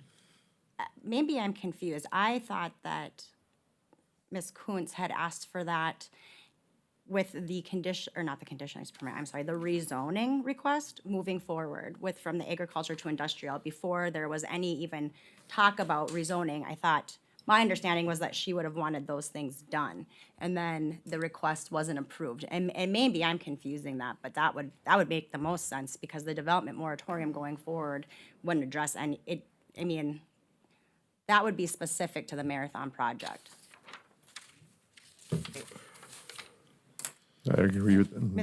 Commissioner Messer, you were there. I don't know, maybe I'm Well, getting and things The confused. chairman was there too. I Yeah. would say that they were specifically discussed as two separate. Yeah, they were two distinct separate items. That was not part of that motion item. That's not what I recall at all. 'Cause, I mean, if you look at how it would play out, how can you have an emissions study on a moratorium? That's kind of where I'm going. I think there's two separate issues and you can deal with them two separate ways, but that was my take at the meeting as well. We'll have to listen back at the recording. Okay. Because I think at this point, the proposed moratorium was approved by planning and zoning, so it would have to come to the full commission then for an approval. And based on the ordinance that was passed last month, within that ordinance, there's specific points that need to be addressed. So like the narrow subject to which the moratorium applies, explanation, and that is what this document that I handed out before the meeting would be addressing, so that it complies with the ordinance that we approved. And this is just a working draft, because I want obviously someone from the planning and zoning and setbacks to add to this, but that was essentially what was, I think, addressed in the planning and zoning as to why the moratorium would be beneficial to Stark County. So do we do, would you like to do this through two motions? Because when she amended, we voted on that. I think we need to find out exactly what that amendment was before we vote on anything. So I think we need to go back and look at the notes, or the minutes, because my recollection is, honestly, if her amendment was to the marathon rezoning and we're not even taking that up, then those amendments aren't applicable. We don't need them because you're not discussing that or deciding on it. If it's something where it was for the moratorium, I think that can be amended later. Right now, I think what you guys want to do is just approve the moratorium or deny the moratorium, and then the specifics of it obviously can be, if those amendments are something that you want them, those are some things that you can just deal with in your setback committee. Because if you approve the moratorium, there's a moratorium, like for 9 months, it's a done deal. And all those things that she wanted looked into, there's no reason you couldn't research or look at those through the process. On this, she had wanted Mr. Josephson and you to look into this part of it all. Well, some of it, the emissions, that's gonna be EPA, Department of Health. I don't even know where we would begin. We can try to gather some of that information, but if it's through the moratorium and you guys are writing the setbacks, that's gonna be for the setback committee to be looking at and figuring out how they're gonna use that information when they're rewriting the zoning ordinance. I'll make the motion on the moratorium, and then I can amend the motion with this after we listen to the minutes. So my motion will be for the moratorium, the developmental moratorium on wind turbines or wind energy generation projects, why the committee studies, the safety and environmental studies, the setbacks and other CUP guidelines as it relates to wind energy generation for 9 months or opt to expand. And I'm gonna ask Commissioner Arthod that you specifically state that will begin, I think September 13th would be appropriate. I looked at the days that it's 30 days from the date of first publishing, and I think August 11th, I have it somewhere, was the date of first publishing, so that gives us, the 13th is next Monday, that gives us a couple days of cushion to make sure that we are absolutely within that statutory compliance of when the ordinance was enacted and then when this moratorium can take place. Okay, added in my motion to begin on September 13th. Okay, I have a motion. You all understand it? Do I have a second on that? I'll second it. Motion second. Any other discussion? Just real quick question. The last 3 or 4 words to the motion is or opt to expand. Does that need to be in the moratorium language? I think. Because they have that, according to the moratorium ordinance we passed last month. That's automatically in there. I don't know if that we have to be specific. I don't have any real problem with it, but What the ordinance I'd like says to is- eliminate any vagueness if we could. Sure, is a specific starting date, a specific ending date, and then it can be extended. So I think the 9 months, would be, so I think I have it actually in this. So the specific ending date, if we approve for September 13th, would be June 13th, 2022. And then if the committee needs more time, then they can come in front of planning and zoning to recommend, come in front of the commission, however that is, to extend for a period of time. Well, and that's the reason for my question is if the motion is passed, does the P and Z have the right to extend a moratorium that is really, the authority's been given to P and Z through or with the county commission? And what I don't want to do is get in a challenge where the P and Z says, well, we're at 9 months, we need another 6 months or whatever it is. And then they execute a moratorium without bringing it to the county commission. And is that challengeable at that time? And that kind of deal. The reason we added on the opt to expand is because of the 2 meetings we had were 6 hour or 3 hours each, and for public hearings and to get it written. I'm we wanted to- fully appreciative of that. And if we I wanna weren't done keep- in 9 months, that's why the language was added on. I think that well before the 9 months, they're gonna have an idea of whether they need to extend it. I And agree. I think the county commission would need to approve that extension. Yes. And it would just be, come up in front of planning and zoning with a recommendation to come up to the county commission for an extension. I would treat the recommendation of the extension just exactly like the initial request, which is the proposal of extending it for 3 months, 4 months, 5 months. Planning and zoning knows that information. They can recommend yes or no, and then the county commission would have the ultimate decision.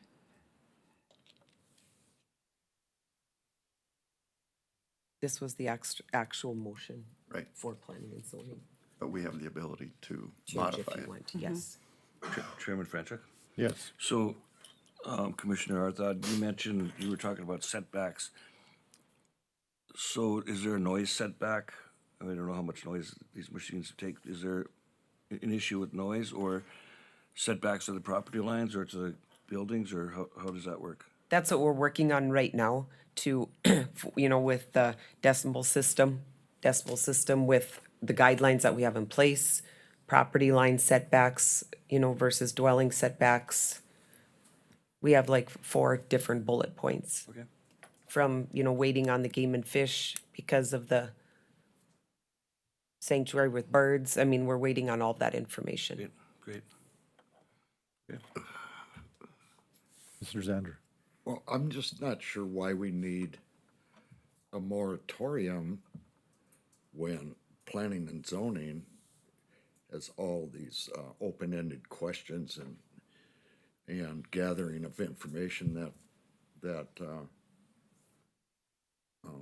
Commissioner Arthod just referred to. And so what's the point of having a moratorium?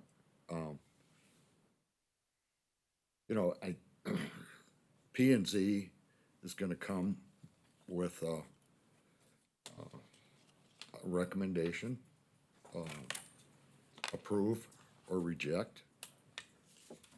And, I just think we are making this too cumbersome for us to deal with. That's why a moratorium was put in place, so we could get this done and and get all these studies complete. And that's why it was unanimous decision by P and Z, so we could get all this done. So and thank you, but, so could we just, P and Z or county commission, just table it for 6 months? Chairman, or Commissioner Zander, the moratorium that's in front of you has nothing to do with Marathon, because Marathon's application is in front of, the CUP is in front of the P and Z, and it was very specific, correct me if I'm wrong, that the moratorium that's in front of us, if enacted, does not stop the current application from Marathon on the CUP. Correct me if I'm wrong. That's right. So what the moratorium would do is stop any further applications up until the time that the, I forget the exact term, but the setbacks and all the rules for wind energy would be in place. And so by enacting the moratorium, you're giving the P and Z time to set rules, of which at this point they are pretty vague. So this moratorium though, Commissioner, would that affect a new project? Yes. And so, That's why we did this for any new projects, so we could make sure that there is not any proper guidelines in planning and zoning right now for setbacks for wind energy to protect the Stark County citizens. So that's why we want the moratorium, so we can set proper guidelines, proper safety, proper, well, to decide if it's gonna be from a dwelling of a non-participating landowner, or we're gonna go from the property line of a participating landowner.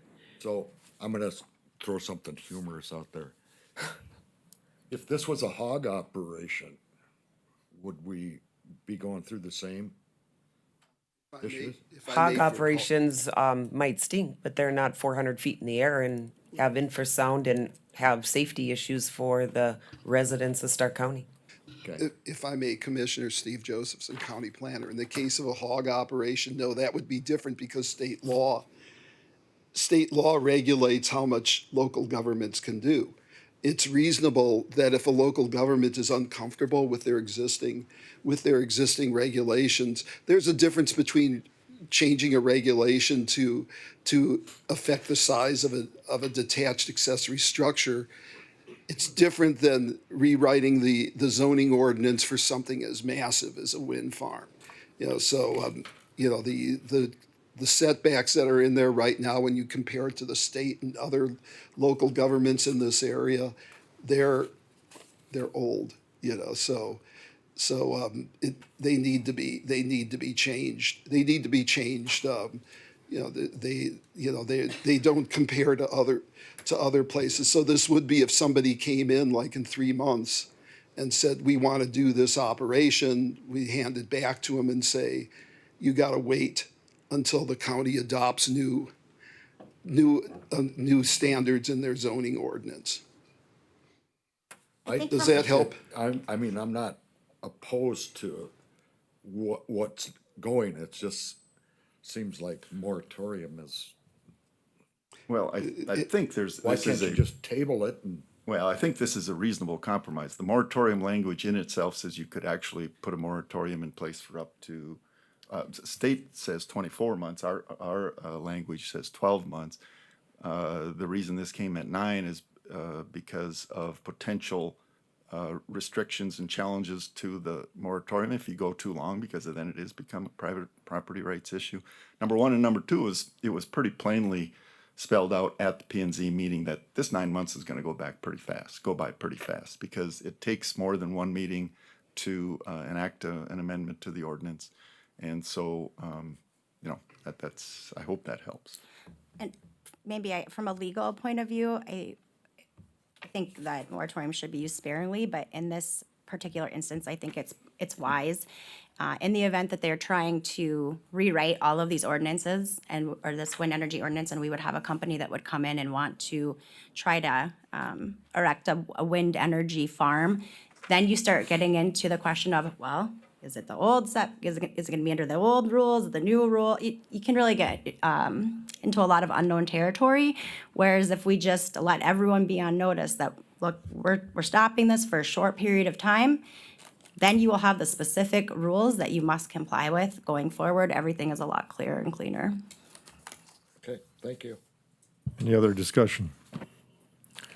A motion and a second then. Do a roll call vote. Commissioner Arthod. Aye. Commissioner Marsh. Aye. Commissioner Zander. Present. Yes or no? Where's Andrew at? Where's Andrew? Who's not voting? I'll vote yes. Okay. Commissioner Messer. Aye. Chair votes aye, motion carries. Also, our next planning and zoning meeting was scheduled for September 30th. The Dakota room over at our new building is not available that day. So we were kind of thinking about keeping it as on September 30th, or do we want to move it to a different date on that so we can use the Dakota room, or do you think we have enough room here? Chairman Franchuk, just got notice today that the courtroom that would be used on Thursday, the second-story courtroom, would become available. The judge who would hold court in that room is willing to use the basement courtroom. So Okay. we could continue, So then so if we we have could an have issue- that meeting on So that then if we day. have an issue with the room, then we can move it to the second floor then? Yes. Okay. In Okay. fact, that's what Is that notice fair will go out for that. And it's also, I'm hoping it has a better sound system than the room that we had, than the Dakota room. The Dakota room is nice. That's just been one of the drawbacks. So just got an email today. Nicole just got an Even email that- today saying that the second floor courtroom would be available. Okay, so we plan to have it here then, and if we run out of room, we'll move it upstairs. Is that fine with everybody, or? Why don't we just make the upstairs, the second story one, just notice that that's where it's gonna be held. No, here. We'll Yeah, have it that's here. what I and if- mean, oh, upstairs. No, we should have it here in this room, and if we run out of room, then we can move it. Because it's a better atmosphere. I mean, it works better here. What is the capacity of this room? Because we can add more chairs. Like 80 people or something. Okay. Okay, Let's just have it here. we'll go that way then, I guess. The notice will go, that's how the notice will go out. So notice goes out next week. Yeah, then we'll make it for here then, and if we run out of room, we'll move it upstairs. Okay, all right. Okay. Thanks. I'll let Ms. Roberts know that. Okay, thank you. And then before we move on from the moratorium, Commissioner Arthad, within the ordinance, it talks about a written statement with the following issues. So this was what I tried to at least put some framework in. So before September 13th, when this becomes applicable, would yourself or someone else from that planning and zoning committee, the setback committee, meet with me so we can get this finalized and get it to the auditor's office so that it's out? Okay. Okay, thank you. I will get 3 or 4 people from that committee. Sure. To meet with you.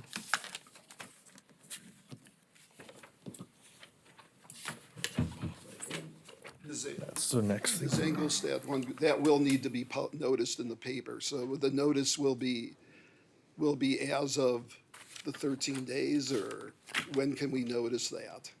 This action that took place today?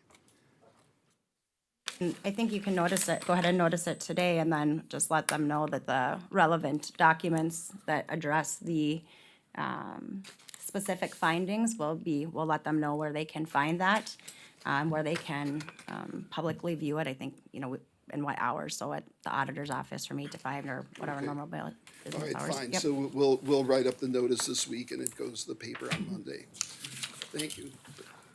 Okay. Moving on to the next item then, we got the city of Dickin is looking at the extraterritorial zoning, expanding on that. I serve on the city planning and zoning board, and this was brought up in our, part of the work session of it, and they're, being the city of Dickinson now is over the population of 25,000, according to North Dakota Century Code 40-4701.1, they can expand their extraterritorial zoning to 4 miles from 3 miles. So I just bring that to your attention. They provided a map that what it would entail, how much of land it would entail in there. So I was just bringing that to your attention. I guess that's something the city is probably looking at to possibly do. So there'd have to be a public hearing on that before that would occur. Mr. Chairman? Yes. So since this is a topic that's kind of near and dear to my heart, I started doing and asking Amanda to do some research back in the spring in regards to this. The Century Code is enabling, which means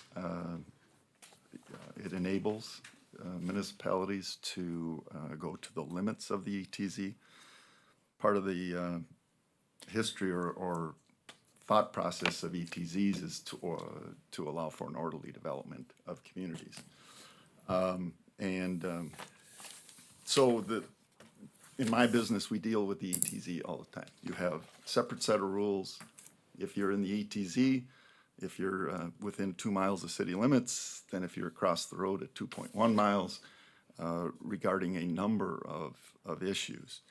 And the thought process, I did listen to the planning and zoning meeting. The thought process was, yes, the city they're about 600 above the threshold.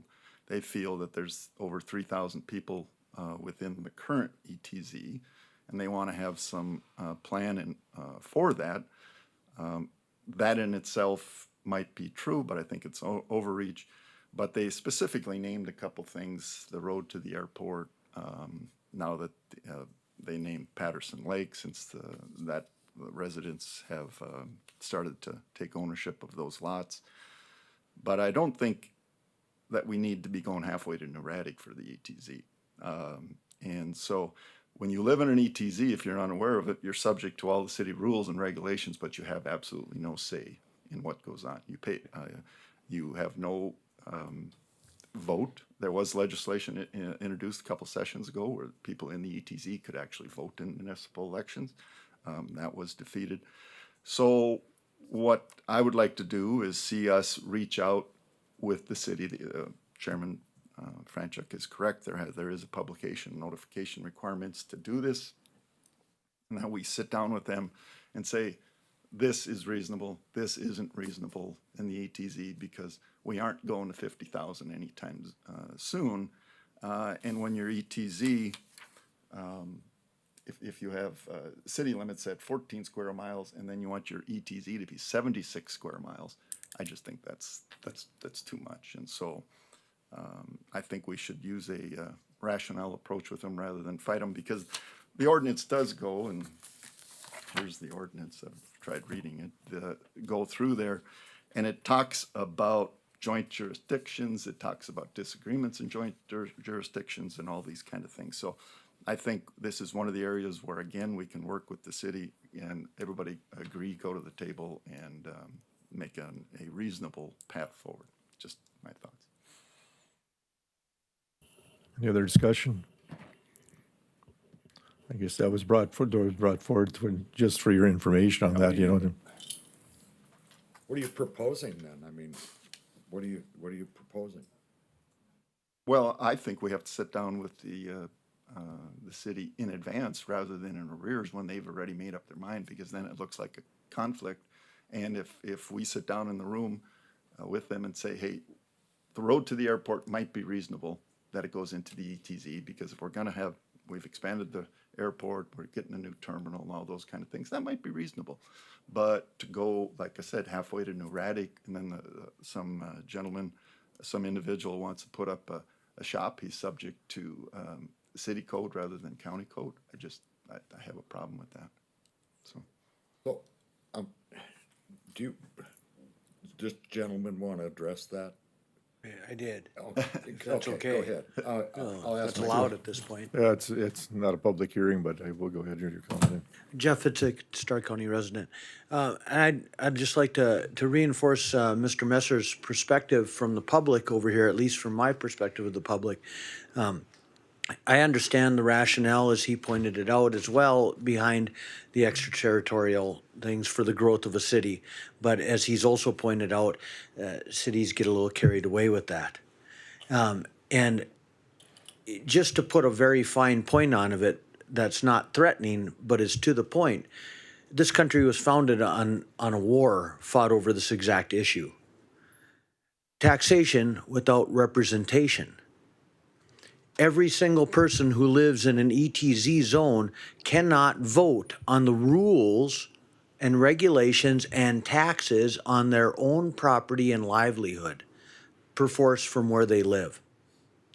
And that's profoundly un-American, right back to 1776. So I agree with Mr. Messer, and I urge you guys to consider that, and all of the people. You know, under some of this, Mr. Marsh's farm, family farm, is going to be in this zone. You know, and once again, it has a huge impact on people's lives. Rural properties need all kinds of work, and you have to go through city code for it and city permits for it on a rural farm. But you do if you're in the ETZ in many circumstances. So I urge you to consider this carefully. I urge you to wait it carefully, and I urge you to talk to the city about restraint. I'll answer any further questions you have on that. Okay, thanks for your comment. Thank you, Mr. Friendship. Okay. I agree with Mr. Ms. Welch. That's way too much. No, I agree. I'm joking. I agree with Commissioner Messer. I think it'd be better to be proactive.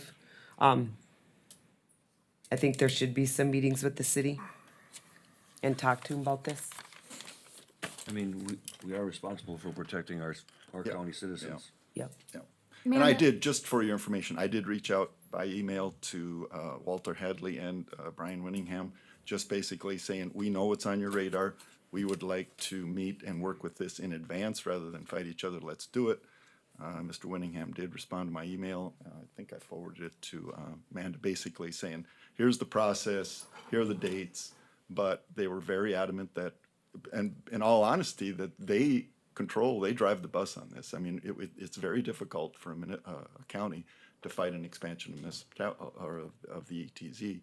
And then if you get over areas like Fargo, and then you have Fargo and West Fargo fighting over ETZ, you know, those kind of things. But we have 3,000 people that they're worried about. They could, if they really want, they could annex those individuals into the city and not change anything, and then they get their numbers for federal monies and those kind of things. I see Mr. Tooze is in the room. Mr. Tooze owns a property that's a classic example of this. They went in and they annexed Berwick's and Lane subdivision, promised to bring them water and sewer. Haven't brought water and sewer for how many years now? 10? 12, and they've been taxed up there as city residents with a special line item of city property tax. And so, you know, and then now we're going back on the other hand, we have Pinecrest that they want to get rid of because it doesn't look like that's going to be developed. And they have the Frenzel property up in the northwest part of the town where they're going to try to de-annex. I know there's a correct term for it, but in my world, it's de-annex. And those kind of things. So it has to be a rational approach to all this where we work together, and that's what I'm for. So anyway. The only comment I'd make is that, you know, there's all of the parties involved in this discussion, there's a whole lot of conflict of interest between commissioners and city commissioners, and so I just hope that that conflict doesn't become part of the discussion. with the So, city. now, did they take care of the roads and everything, everything they annexed into the city in the past? They have not. So they're negligent on their obligation there too, and here they wanna take on more, and they're gonna give it back to us, and Mr. Heiser has to come in and fix everything back up to the standards that we have versus the standards that the city has. Now, Amanda, No, I there's- did want to touch on that basis that if they decide to do the ETZ zone, that doesn't mean you would pay city taxes. That's not actually annexing anything in. That's just extending what they basically have control over permit and stuff wise. If you're part of that ETZ zone, that doesn't mean that you're gonna pay Dickinson taxes. I just wanted to clarify that a little Right, bit. they are not required, the law enforcement is still the obligation of the county, even though they do some interactions and those kind of things. But it's rules, regulations, and processes that do go through there, so I think we can work with them. I really do, but we just need to have a seat at the table, so. I have another question, if that's all right. So if this goes through and we are not comfortable with it, is there any recourse that we can have legally? Yes and no. So here's my reading of the statute. I don't think that if the city decides to extend their ETZ, that there's anything we can do about it. I think that's a done deal. Where we could potentially, and I think is the best option, is the statute talks about joint jurisdiction for zoning purposes. And so I think the best approach for the county perhaps is to approach the city with, and get into talks and figure out some sort of perhaps an agreement between the county and the city, how things, who will be deciding zoning issues in what areas. And I think that's kind of the best approach. When I read the ordinance, I mean, I think if the city decides to go with it, I don't think there's anything that we can do to stop it. Where we can exert some power, I think, is that zoning, within the zoning. I mean, I would be in the ETZ zone. My horse ranch would be in the ETZ zone. And the city would be telling me how to take care of my land or giving me zoning when they're a city. My understanding is, and I've checked because I knew this was coming up, is there's no formal agreement at this point between the city and the county as far as the ETZ zone. I've provided Commissioner Messer with the legislative history. I've glanced at it. Attorney Hope in my office has looked at it. And when they rewrote the statute in 2009, I believe it was to kind of restrict the powers of the city within the ETZ. So it starts talking about joint jurisdiction within these ETZs and what kind of parameters and procedures are in place if the essentially other subdivision or political subdivision is not happy with what the city is doing and vice versa. So I spoke with Steve Josephson. I asked, does the city and the county have any sort of formal agreement within the ETZ? And he said no. What appeared to have been, had happened in the past was there was just kind of an understanding that if the city had extended the ETZ, then they would have their zoning powers within the ETZ. It was kind of an informal, I think, agreement or understanding between the county and the city. I think now with the city looking at extending it, that is a conversation that needs to happen with the city, and I think that there needs to be some sort of a formal agreement if possible, so that everyone is aware of what the city and the county, what rights they have within that ETZ as far as, you know, any sort of permitting, you know, anything that has to deal with zoning within the county, within the ETZ, sorry, So now the Marathon property would become part of the ETC zone? potentially. And if we vote down the zoning, the city could turn around and So if there's a conflict between, the way the statute talks is that there's this joint jurisdiction. And so essentially both of the political subdivisions can make decisions on the zoning portion of it. And that if, like, let's say Stark County would agree to or disagree, let's say they don't allow the conditional use permit, we have to let the city know. The city then could appeal that decision, I think, within 30 days, and a board is essentially made up of, I don't remember exactly who it is. It's someone from, I think, the governor's office and some other people for negotiations on how to settle that. But then at the end of the statute, which is kind of interesting, is it says if there's no negotiation reached, the ultimate decision goes back to the Board of County Commissioners. So I think that's supposed to be the check on the city's power within the ETZ, that yes, they can extend it, but then, you know, the county commissioners might ultimately have the final say. I have to dig into it a little bit more than that, but the statute's pretty clear on that. So I guess it's my opinion that this, you know, the county commission has quite a bit of power, and so it might be in everyone's best interest to come to the table to see if we can formalize an agreement between both entities as far as zoning issues, so that we don't get into something like that. Now, that would be my recommendation. Whether that actually happens or not is, you know, remains to be seen. Any other discussion? Dean. Mr. Tui. Clarence Stewie, resident of Dickinson. Is there any way the county can sent out some information and the mapping of the ETZ to residents that it's going to affect, to where they're aware? Because, I mean, a lot of people aren't aware of what's going on. Yeah, there was something that just brought up the last city planning and zoning meeting, and it's something that they brought up for discussion, a work study thing, and that's, I wanted everybody to be familiar with it and aware of it now. That's kind of where this is going. Because I know the county sends out, as far as evaluations, how much taxes are gonna go up and stuff like that, if something could be sent to the residents that it's gonna affect, to where they can, This is the map that I was yeah, provided that a day. map like that, and what it's gonna affect, what their rights are gonna be, or what their rights aren't gonna be anymore. And I think that'd be beneficial for the residents in that area, because There would be notice requirements to change the ETZ as far as if we get into a discussion of what may or may not be allowed, who takes this, who does that, I think would still be under the discussion, but I think it would be important for everybody to know, and I don't know how. ahead of time, so you don't have it at the last I don't minute know and make a I don't decision know right who's in away. charge of sending out the notice to change the Because ETZ. I'm sure there's gonna have to be a public hearing, and I would think the information would have to be provided before that public hearing then. It's back on the P and Z for September 15th for the city, just so you're aware. And that is going to be But- the city's burden, because they'll be Do the the ones. residents know about this? I don't know.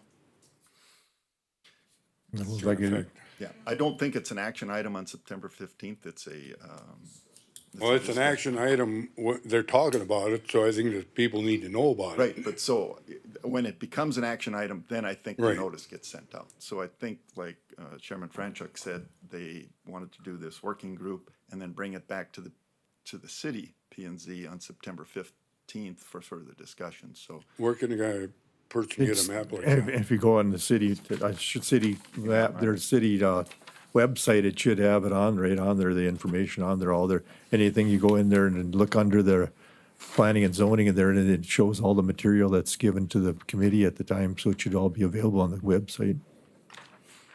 Well, I think a lot of people, if they have it mailed to them, they'll pay more attention to it in the mail than it is to go on the website.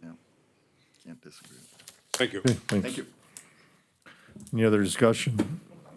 Dean Berwick, Stark County resident. The verbiage I heard about, we won't have anything to say about our land, where we live. The city's gonna have control of that. We won't have any. I've never heard anything so crazy in my life. I mean, that has got to be addressed. If this can even possibly happen, that has got to be addressed. We have a right to take care of our own property like we have been doing. We don't need the city to tell us how to do it. And that's up to you guys then to try and get this here handled and find out, hey, let the input. If not, there's gonna be a lot of outside legal stuff happening, I would think. You know, I'm not gonna go for it. But in however many years ago, when the city annexed all that land north of town, nobody had any say about it. The commission didn't have any say about it. We don't get no notices, Bernie. It's just like the refinery. We didn't get no notices, you know? And just like Marathon doing this last one, where did they put it in? The Bismarck Trib. The turbines ain't going in Bismarck, they're going in Dickinson. So let's be fair to the people in the county and the people that are gonna be affected. But not to have a vote or not to have a say about your own property, that, like you said, it's totally un-American. And that's gotta stop. We cannot let this go. And with So- Ms. Ingolstadt saying, I mean, it could come back to the county if Right. it has to take a certain route. I think if it affects the county, it should come back to the county. We should be the final vote. We're the ones being affected by this stuff. Well, and the way the statute reads, like I said, and that's something to talk to your legislators about looking at it, is from what I can see, other than public input and all of you going to the city commission meetings and saying that you're against it, I don't know that the county has any power to actually stop them extending the ETZ. I think we have some power to try to dictate what happens in that ETZ. And that's unfortunately just the way this law, the statute, is written. And I can certainly give you it's chapter 40-47 in the NDCC, and I would encourage you to take a look at it, because when I first read it, I was somewhat surprised by it as well. So, I mean, that's something that has to start out up at the state level for, individuals, especially in rural areas, to be stating their position on that. You know, one thing I've seen, I've never dealt with the city like this before, I mean, the county like this before, but it seems like every time we extend something, just like Marathon extending their CUPs and stuff, we lose people that have definitely been against. They just can't keep coming and coming and coming because they want to do an extension. They want to do an extension. This stuff's got to stop too. You know, it's screwing up everything that we have been fighting for. These extensions have screwed it up already. If we'd have voted on it the first time, that'd be over with right now. But no, and it's an extension, and for no real reason yet. I don't think there's a real good reason why they did an extension on this stuff. So we need to get this stuff taken care of. And these extensions, there's got to be a good reason for it, or don't extend them. Okay, Thank you. like I said, this information came up, and I thought it was a good time to bring it up to the city so everybody's be aware of it, I guess, and try to get out the information out. Any other kind of discussion? Neil, so are you interested in meeting with the city? Absolutely. I will join you. If that's okay with you? Unless, Bernie? You're fine. Well, and one thing, I did get an email from the city attorney, Ms. Wanko, Attorney Wanko, and she was pretty adamant, and I am going to be as well, that, these discussions should be involving your respective attorneys so that we're not running afoul of anything, and we can, get something hopefully together and formalized, so. Well, I know, I guess we can't have three, but I know Chairman Franchuk sits on the P and Z, so he hears that right away. So let's just see how this plays out. Yeah, Have 'cause an informal meeting. this item was added just a couple days before our agenda on there, so it came up, suddenly, so I wanted to bring it up here to our first meeting here, so everybody was aware of it here. Right. Okay. Next, we'll move on to over at Richardson, you have property at 122 Second Street North. I know back, I think this is the spring of this, we approved demolition of that to build or a quote that we had from Total Control to demolish the building for 18,300, and then commission asked to hold off on that to see if there was some federal or city, or I should say some state money to look into paying for this demolish, but we looked into it and they did a asbestos study on it, but they have no money available for a few years, maybe even at the soonest to demolish this. So I think we need to go forward and take care of demolishing this home. So I guess the Superintendent Heiser contacted Total Control, and they still would honor the bid, because it did say under they would honor it for 10 days, but they will honor the bid from that. I guess that we go move forward with that, and also wanted to say that there's a shed by the alleyway that should be taken out of there too, I guess, when they do that. If he doesn't, we can get it out of there.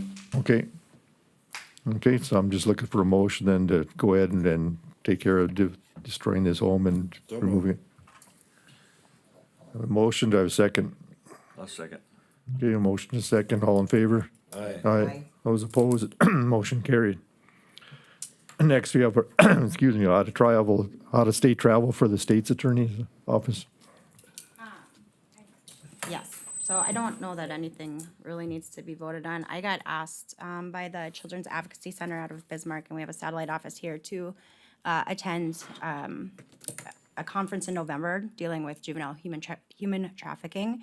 And it's my understanding that they'll be paying for the majority of my trip through grants. The only thing that might come up is if there's like some per diem for meals or anything. So I wasn't sure if I even needed to bring it up, because it's gonna be paid for, but there might be a couple of meals here and there. I think the fact that you are traveling out of state, whether it's on the county dime or somebody else's dime, it's the right thing for you to do, to bring it here, and I'll make a motion to approve it. Thank you. Second. Motion a second, all in favor? Aye. Aye. Those Aye. opposed? Aye. You're opposed? I said No, opposed. no, aye, sorry. Okay. Okay, all in favor?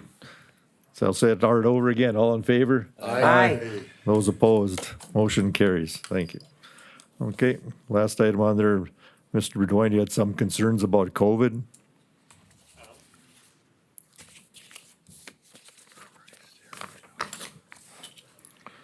Yes, I did. Middle of last week, we talked, You move the mic up a little bit. okay. Beginning of last month, we talked about COVID and the effects it was having on Dickinson and people that were getting sick from the shots and stuff.